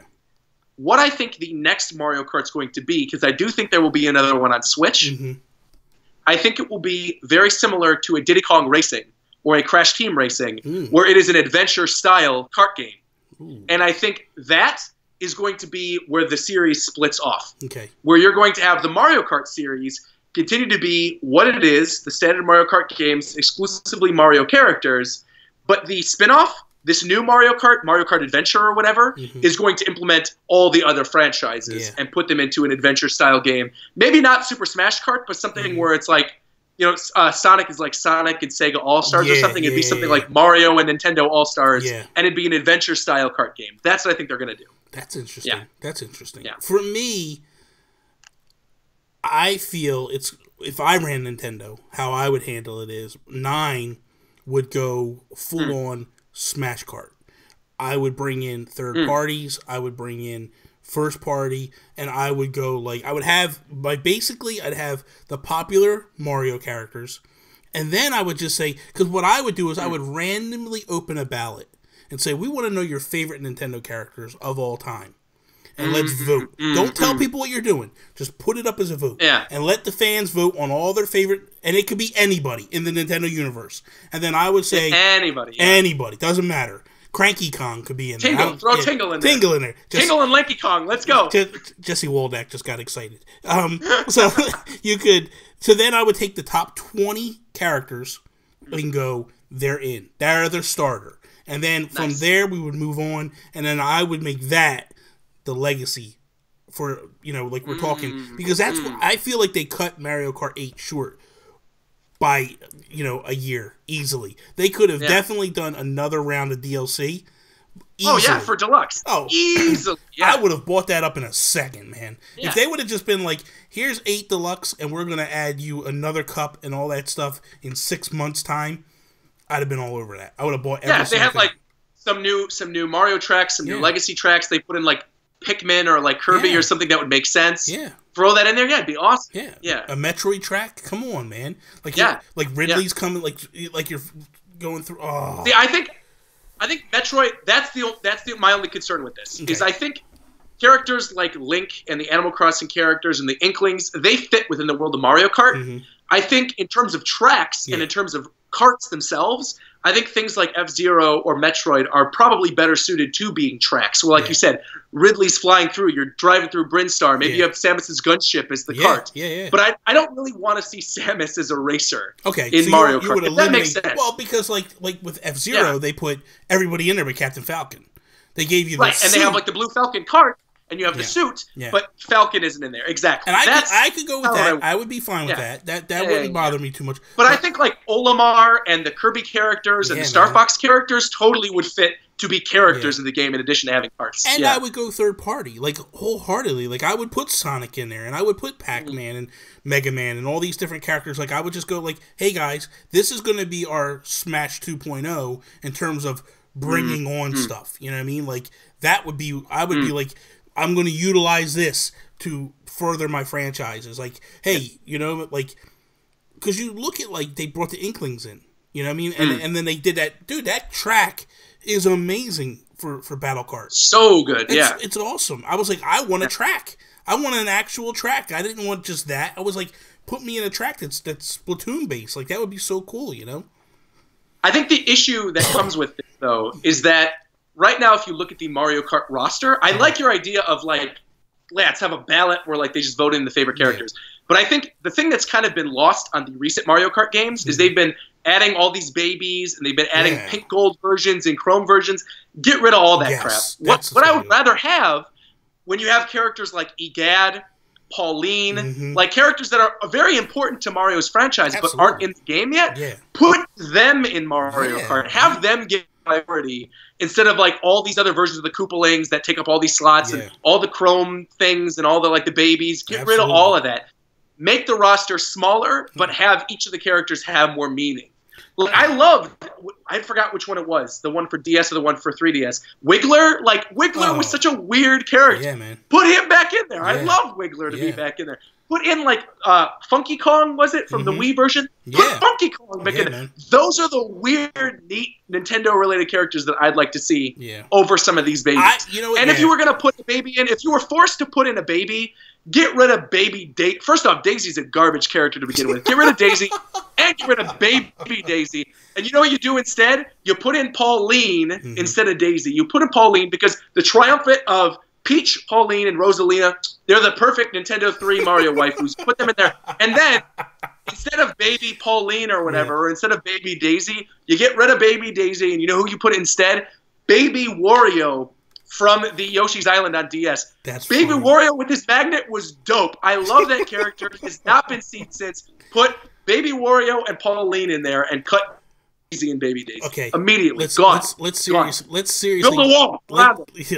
Let's seriously just get rid of all the babies. And the other thing too is, let's get rid of like the 3 different versions of Mario. Just give me Mario, and if you want to change the costume, fine. But like, I like the Tanuki suit. But I don't feel like the Tanuki suit should have went in there over something else. Like, just make that an outfit change on him. You know what I mean? Like, make a Dr. Mario outfit change. Like, you're doing all this stuff in Odyssey. Like, all those outfits, you could just change them up. I'd be fine with that. So, just literally, they could literally port the model and put it in Mario Kart. It does, like, they have all these models for different costumes. Literally just port that and put it into the game. Yeah. So, all right. That was fun. I like that. That was good. That was good stuff. So, now we're done. We're going to shut it down. Yes, we're done. Thank you, Roger, for coming on, man. I really, truly appreciate this. This was awesome. I definitely got to get you back sometime in the future. Get me with Josh, and we will have some rants. Okay, I'm telling you. We'll get it together. We'll be yelling at each other. That'll be the next one we do. We'll get the 3 of us in there. That'll be a blast. That'll be a lot of fun. So, thank you guys for watching. I hope you enjoyed this. Be sure to go check out you're probably already watching everything Roger does, but go check it out. Follow him on Twitter, all that good stuff. Follow me, Instagram, Twitter, at Nintendo Gurus, the channel. If you're not subscribed, please subscribe. The contest last time, go now, Twitter, go check it out. Retweet, follow, you got a chance to win it. That is all. Peace out, Preston.